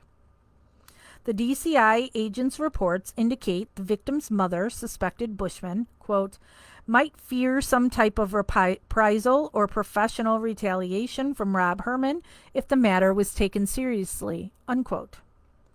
In August 2004, Wisconsin DCI agent Eric Satkowski, I hate that name, quote, informed Herman that his name had been associated with rumors in the Manitowoc area that he might be involved in the hit-and-run death of Ricky Hochstetler. Inspector Herman said he was called into work on the case by Deputy Michael Bushman, possibly because Inspector Herman was experienced in accident reconstruction, unquote. During that same interview, Herman insisted he was not the hit-and-run driver because he drove his 1998 Chevrolet truck to the scene. Quote, Inspector Herman stated that he never owned a vehicle matching the description of the suspect vehicle, specifically a Chevrolet truck or van manufactured between 1985 and 1988, unquote. As one might expect, the DCI investigation left more questions than answers. Why didn't the agent probe Todd Herman when the same special agent's own reports indicated he heard Todd Herman was mentioned as a possible suspect? Foremost, why did the special agent take it at face value that the hit-and-run vehicle was a mid-1980s truck, van, or blazer, given that conclusion was based solely on the word of Rob Herman, the same sheriff's official under a dark cloud of suspicion for either being the culprit or the ringleader of the cover-up? In 2006, after being elected sheriff of Manitowoc, one of Rob Herman's first actions was to appoint his younger brother, Todd Herman, to Bushman's former job as third in command of the entire Manitowoc Sheriff's Office. In 2016, I worked as a Wisconsin investigative newspaper reporter re-examining the Ricky Hochstetler case. I tracked down the work cell phone number for Todd Herman. I called and asked a number of questions about him being a suspect in Ricky's death. Todd Herman was on vacation that week, so I caught him off guard when he answered my call. After I asked my first question, there was a long pause before he responded by comment. He continued to say no comment, suggesting I contact the sheriff, who was his older brother, for any comment pertaining to the case. At the time of our conversation, Todd Herman was Deputy Inspector of Operations. He oversaw the entire Detective Bureau, including the lieutenant of his agency's detectives, Andy Colborn. Despite the best efforts of the Herman family to keep Ricky's case out of the Wisconsin press and off anybody's radar, the case remains like a smoldering fire which keeps burning, an eternal flame for the community around Manitowoc. People in town are mad and frustrated that Ricky's family never got justice, and they're more outraged by the belief that the Manitowoc County culture of corruption was responsible for the case going unsolved. Back in July 2009, 5 years after closing its initial corruption investigation into the Manitowoc County Sheriff, the Wisconsin DCI revived Ricky's case while Rob Herman was sheriff and Todd Herman was third in command of the sheriff's office. The decision to reopen the matter came from the top. Craig Clive, the DCI's director of the Bureau of Investigative Services, noted, quote, "The caller wanted to remain anonymous and would provide no information on the source of the allegations other than the individuals who provided the information were high school friends of the suspect that did not want to get involved in the investigation and did not know the caller was providing information to authorities," unquote. 3 months later, a different special agent traveled to Two Rivers to interview the former live-in girlfriend of Rob Herman, also the mother of his child. She maintained she could not remember if he was actually awakened by a phone call to their house around 3 a.m. back in January 1999. It had been more than 10 years since the tragedy. She later urged the DCI to check with the Bill Maher Club to see if they had any records to verify whether or not Rob Herman patronized the Hall Party Club that night. By the time the DCI tracked down the club, the social hall informed the state of Wisconsin investigators that too much time had passed to be of any help. The Bill Maher no longer had any records pertaining to the names of their guests on January 9 and 10, 1999, the night of Ricky's horrible death. In October 2009, the DCI probe reached a dead end, now a second time. That same month, the 52-year-old Clive turned up dead inside his car on a Friday night in Madison at a parking garage. His wife, an assistant attorney general in the Wisconsin Department of Justice, found his body. The Wisconsin State Journal reported Clive had committed suicide using his service weapon. Quote, "Clive, our beloved son, brother, husband, father, uncle, and friend, who is cherished by all who knew him, died far too early when he unexpectedly took his life on Friday, October 23, 2009, unquote, his obituary notes. Chapter 16. This will be our final chapter for today. Nothing there. Oh, and I need a drink of water.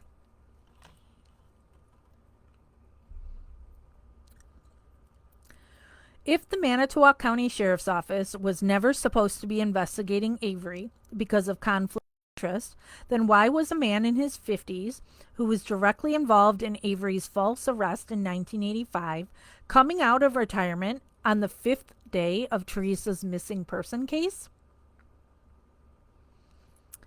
That man designated a team leader for the day, was responsible for the only 2 events of magnitude that day.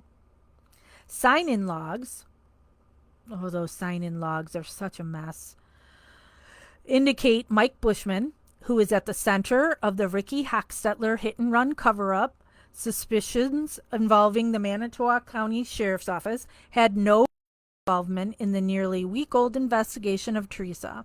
But there he was, showing up on the Avery property bright and early, around 7:30 a.m., Monday, November 7. He signed in to the command post at the same time as Lieutenant Todd Herman. The same man many suspect was responsible for Ricky Hochstetler's death from 6 years earlier.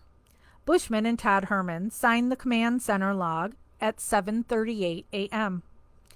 They were soon joined by fellow deputy Dave Siders, Sergeant Jason Yost, and Sergeant Scott Senglob. That day, the Manitowoc County Sheriff's Group would achieve the most success in turning up previously undiscovered physical evidence as well as mysterious evidence that strongly suggested Teresa had met her gruesome demise about a half-mile away from the Avery property. Quote, "The group I was put in was Group A, and the team leader was Deputy M. Bushman," unquote, Siders said. Quote, "The property which we were assigned to search was a wooded area on White Cedar Road, west of Avery Auto Salvage, in addition to the property north of Stevens Avery's residence," unquote. The key word is assigned. It was a specific assignment, and Bushman was brought out of retirement to oversee the very delicate task. Little was documented in writing by Manitowoc County Sheriff's personnel about the mysterious site on Cuss Road, including any interactions between Bushman and Wiegert prior to Bushman heading out to the off-the-beaten-path location. Bushman, the designated Group A team leader, chose not to memorialize any of his activities for that entire day. Logs show he checked into the Avery Road Command Center at 7:38 a.m. There is a second log entry of Bushman re-entering the command post at 4:14 p.m., along with Jason Yost. At 5:33 p.m., Bushman, Yost, and Siders all signed the log showing they were done for the day. But Bushman's presence during the investigation of the Avery case only begs more questions. By Monday, November 7, pop-up came up on the screen. Kosurek was just days away from being hauled into a room full of hostile lawyers ready to grill their co-defendant in Avery's $36 million wrongful conviction lawsuit. Was Bushman someone who was supposed to drop into Teresa's investigation for one day, set the table, and quickly fade into the background before anybody would even notice he was there? In Ricky Hochstetler's horrific hit-and-run death, Bushman's legacy was not bringing the intoxicated and callous hit-and-run driver to justice. Several hours after Ricky's death, after the sun came up, Manitowoc County resident Robert Jeffrey saw several broken vehicle parts in the fresh snow at the rural intersection of Center and Newton Roads, the main intersection that led to Cleveland, Wisconsin. This was the same road that led toward Cleveland Auto Sales and Salvage, as well as Todd Herman's home. Bushman showed up at the intersection, yet did not take any photos or measurements of the vehicle debris. He also did not bring along any trained evidence technicians, even though this was a felony vehicular homicide, a serious crime that would have meant prison time for the culprit. Instead, he used a snow shovel to scoop the broken auto parts out of the snowbanks and chose not to pursue the fleeing motorist's direction of travel. Bushman was in no mood to pursue the probability that the hit-and-run motorist lived just a few miles down the road around Cleveland. He wrote in his report that the Newton driver, quote, "was unable to tell me which direction the suspect vehicle may have went after the pieces fell off," unquote. It was almost as if the car parts discovered at the seldom traveled rural intersection never existed. Once Bushman showed up to retrieve them, the intersection became an afterthought, as Bushman took enormous measures to steer the case away from Cleveland, Wisconsin. Bushman had a knack, the record reflects, for making sure critical evidence which could have aided in finding Ricky's killer became irrelevant. By the time Ricky's relatives and friends visited the family home on County Road CR around the date of the funeral services, the large snowbank started to thaw, thanks to the sunshine. When one of the mourners pulled into the victim's family's driveway, the woman made a startling discovery. She saw numerous broken car parts protruding from the snow. Keep in mind that Ricky was struck just yards up the road, and the hit-and-run driver heading south would have passed the house. The damage in the fresh snow included a section of headlight lamp with letters and numbers from the manufacturer. The mourners knew the damage surely came from the vehicle that killed Ricky. The witnesses phoned their local sheriff's office, but this would turn into a major letdown once Deputy Jason Yost arrived to investigate. Besides recovering the main headlight lamp, quote, I also observed 3 other pieces of plastic lying just around the corner, unquote. In total, there were 4 broken vehicle parts that appeared to be from a newer car style, Yost stated in his reports. There were no other violent wrecks or collisions reported in front of the Hochstetler Rural County farmhouse that winter. Yet the identification of car damage was very problematic for sheriff's officials because, less than 7 hours after the crash occurred, Rob Herman already informed the agency's dispatchers to contact the Wisconsin Department of Transportation to obtain a 5-county listing of older model GMC trucks. This was a classic case of misdirection. Herman wanted to keep the rest of the sheriff's office preoccupied with a never-ending pile of busy work over the next several months. More importantly, Herman's co-workers never got hot on the trail of catching the true villain. Anyway, Deputy Yost returned to the sheriff's office, and in the days ahead, he huddled with Bushman, and the two discussed the fresh car parts found in the snow in front of Ricky's house. Yost wanted to climb the ladder at the sheriff's office. He was tight with the Herman brothers. In the end, Yost submitted the following report. Quote, I checked with Lieutenant Bushman, and due to the fact the pieces looked newer, he did not believe they belonged to the suspect vehicle on the hit-and-run fatality. At this time, no further follow-up will need to be done. Unquote. At no point over the years did Manitowoc County explore the possibility that a car was the type of vehicle that struck Ricky. As far as framing Avery for the crime, that was not possible since Avery remained in prison at that time, still serving out his unjust 32-year prison sentence for Gregory Allen's brutal rape. There was no rape. In 2004, when the DCI came to Manitowoc asking questions about a cover-up, Bushman responded by saying the state of Wisconsin's registry contained about 25,000 vehicles matching the description of the striking vehicle, and Bushman claimed that all 25,000 vehicles were cleared. Overall, the DCI special agent was troubled by Bushman's performance, as noted in his 2004 investigation, but he seemed to view the case more from the angle of incompetence rather than outright police misconduct on Bushman's part. Quote, in reviewing the reports, many of the vehicles that were reported do not have detailed descriptions of how they were cleared.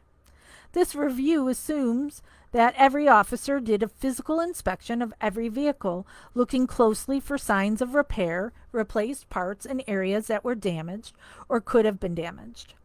If each officer for each vehicle inspected did not follow that procedure, there is a possibility the striking vehicle was missed. Unquote. But how do you pull off a successful police cover-up? Misdirection is critical.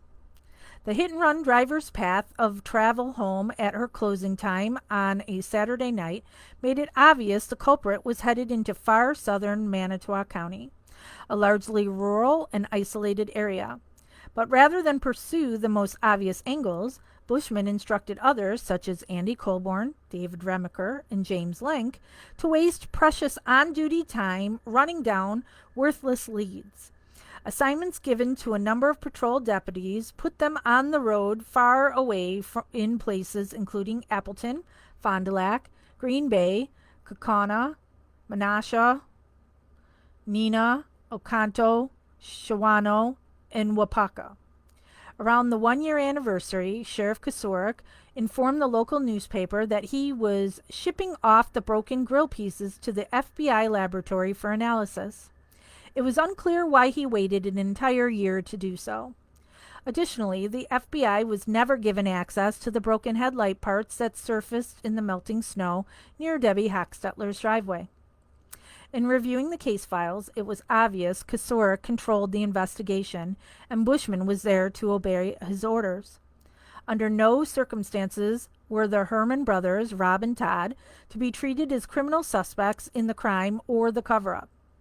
Other members of the sheriff's office have said that Bushman and Kosarik were in agreement. They would prefer to let Ricky's case go cold rather than conduct a rigorous investigation that would lead to one or two outcomes. Either clear the brothers of wrongdoing or find evidence showing the brothers had culpability in the crime and or the cover-up. As it stands, the facts remain the same. Ricky Hochstetler was dragged to his death by a fast car at bar closing time while walking home. Vehicle parts were located about 4 miles southwest of the crash scene, and the rural intersection was the main road toward Cleveland, Wisconsin, home of Cleveland Auto Sales and Salvage. Nobody was ever charged in connection with the gruesome hit-and-run death. What is known is that Mike Bushman spearheaded a sloppy, high-profile homicide investigation that got off to a suspiciously disastrous start, and the case floundered from there. Crucial crime scene evidence was mishandled, and other noteworthy clues were allowed to fade into oblivion, all thanks to Bushman. So it stands to reason in the 2005 disappearance of the Auto Trader photographer, had someone in Manitowoc County called Bushman out of retirement, realizing they were at a crossroads at an experienced problem solver was needed to put the Cuss Road intrigue to a final rest. That morning, November 7, 2005, only a select number of key law enforcement got to the police command post on Avery Road before Bushman, notably Mark Wiegert at 6:32 a.m., and Bushman's replacement, Deputy Inspector Greg Shetter, who was a dear friend of the Herman brothers, at 6:53 a.m., John Dietering at 7:01 a.m., Tom Fassbender at 7:09 a.m., James Link at 7:15 a.m., and Andy Colborn and Dennis Jacobs at 7:16 a.m. Calumet Sheriff Jerry Poggle and several other Calumet Sheriff's deputies and investigators. But with no arrests and every day moving closer toward retired Sheriff Tom Kosarik's unsettled federal lawsuit deposition, the discovery of a genuine burial site off Cuss Road was not conducive to an Avery is a guilty, bloodthirsty, psychopathic killing machine narrative that Manitowoc Sheriff Kenny Peterson wanted to gin up around the community.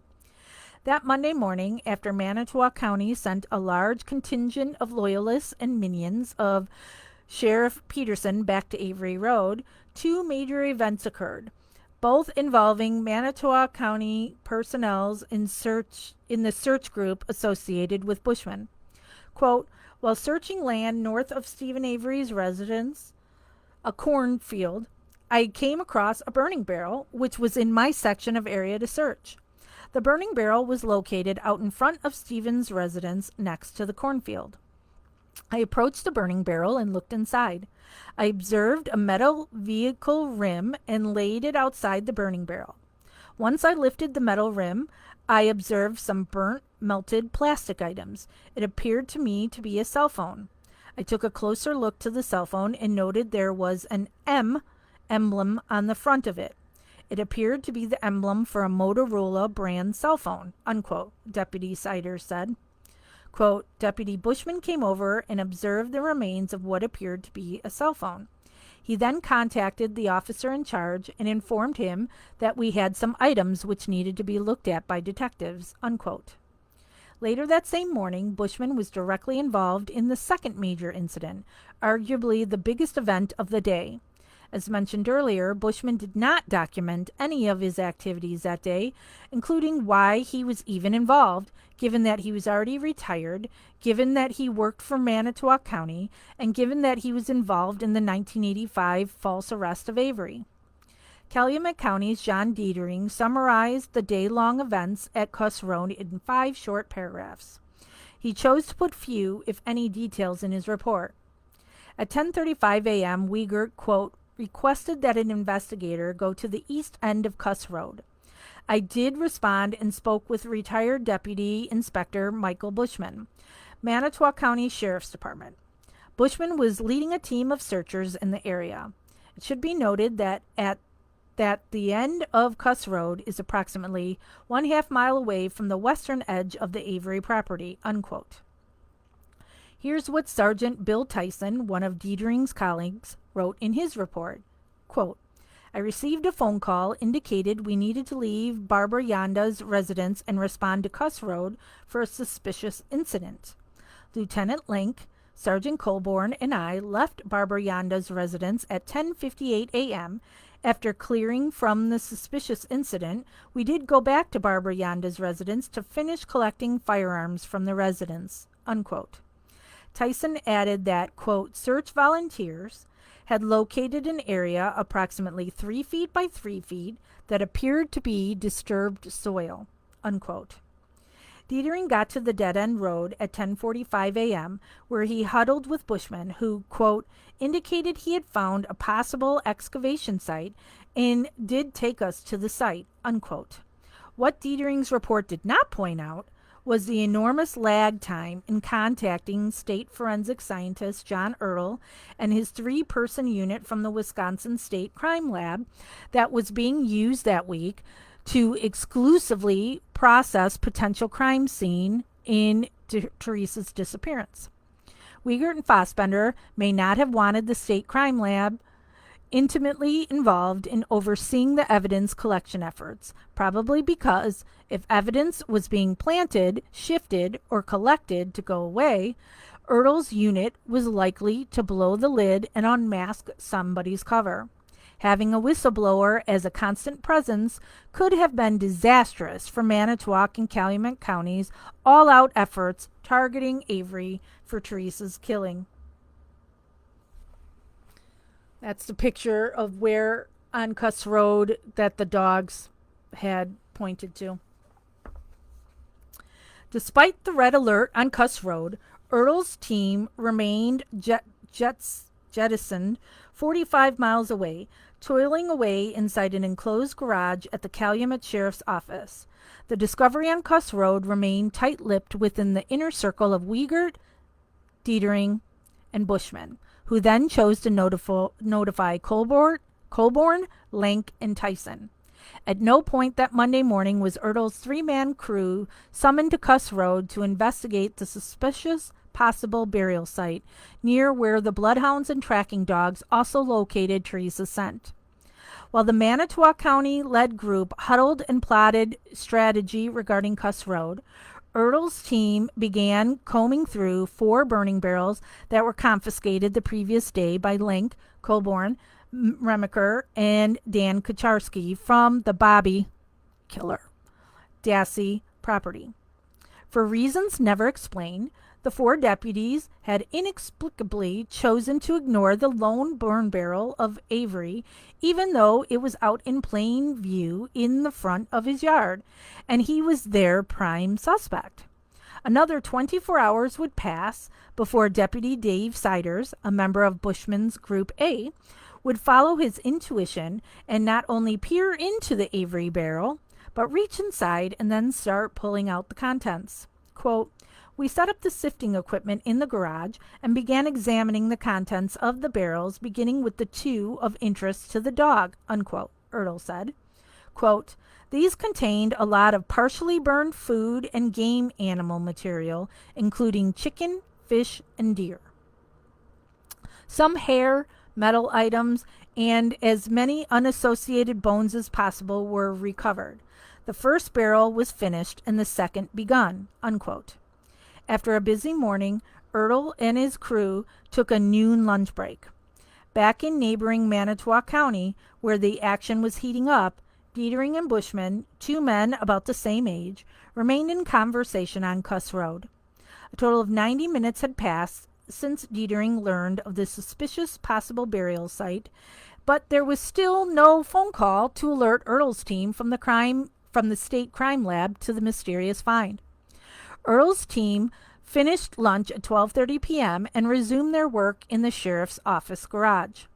By the time Ertl's crew got to Kuss Road, shortly before 2 p.m., more than 3 hours had passed since Bushman notified his longtime confidants at neighboring Calumet County about his Kuss Road discovery. The lag time only deepened suspicions about whether incriminating evidence of a crime scene was being hauled away.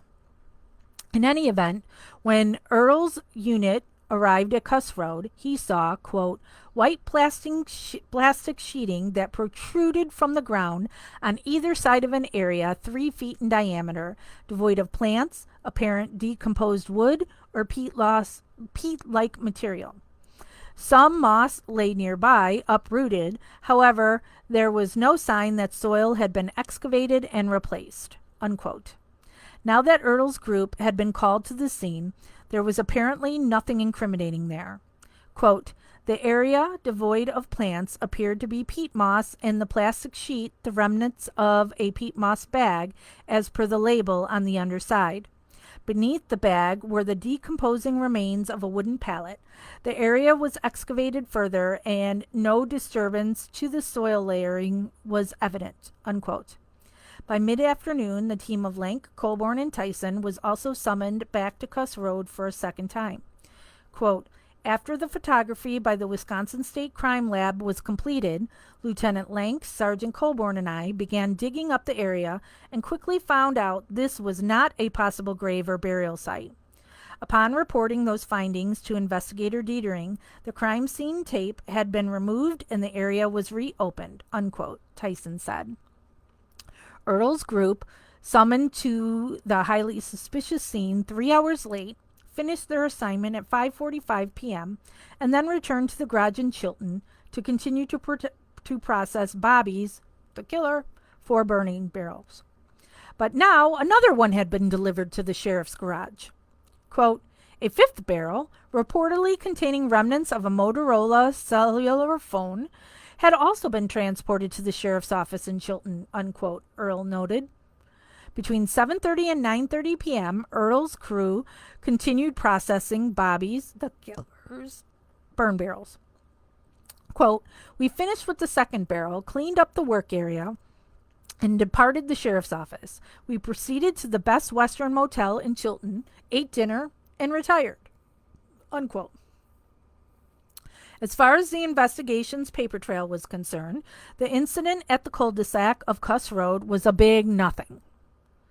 Quote, the possible excavation area was processed by Wisconsin State Crime Lab personnel, and at 4:51 p.m. I was notified the excavation area was not pertinent to this case, unquote, Detering wrote. As for Bushman, he faded into the sunset. He never wrote a single report concerning any of his activities on Kuss Road, even though he was made a search team leader. He was indirectly involved in the recovery of the charred phone at the bottom of Avery's burn barrel, and he was directly responsible for the events that made Kuss Road a day-long police circus. Had Bushman stumbled upon something on Kuss Road that he should not have? The absence of paperwork only widens the mystery concerning why one of Sheriff Kosorik's most loyal henchmen was suddenly tapped to come out of retirement to help for only one day on the Avery case. In the end, the police maintained a constant presence on Avery Road for 5 more days through Saturday, November 12, 2005. But Bushman's role in the case was now over. He had done well. And that is it for today. We will pick up tomorrow at 1 p.m. Central, starting on chapter 17, which is page 173 out of 361.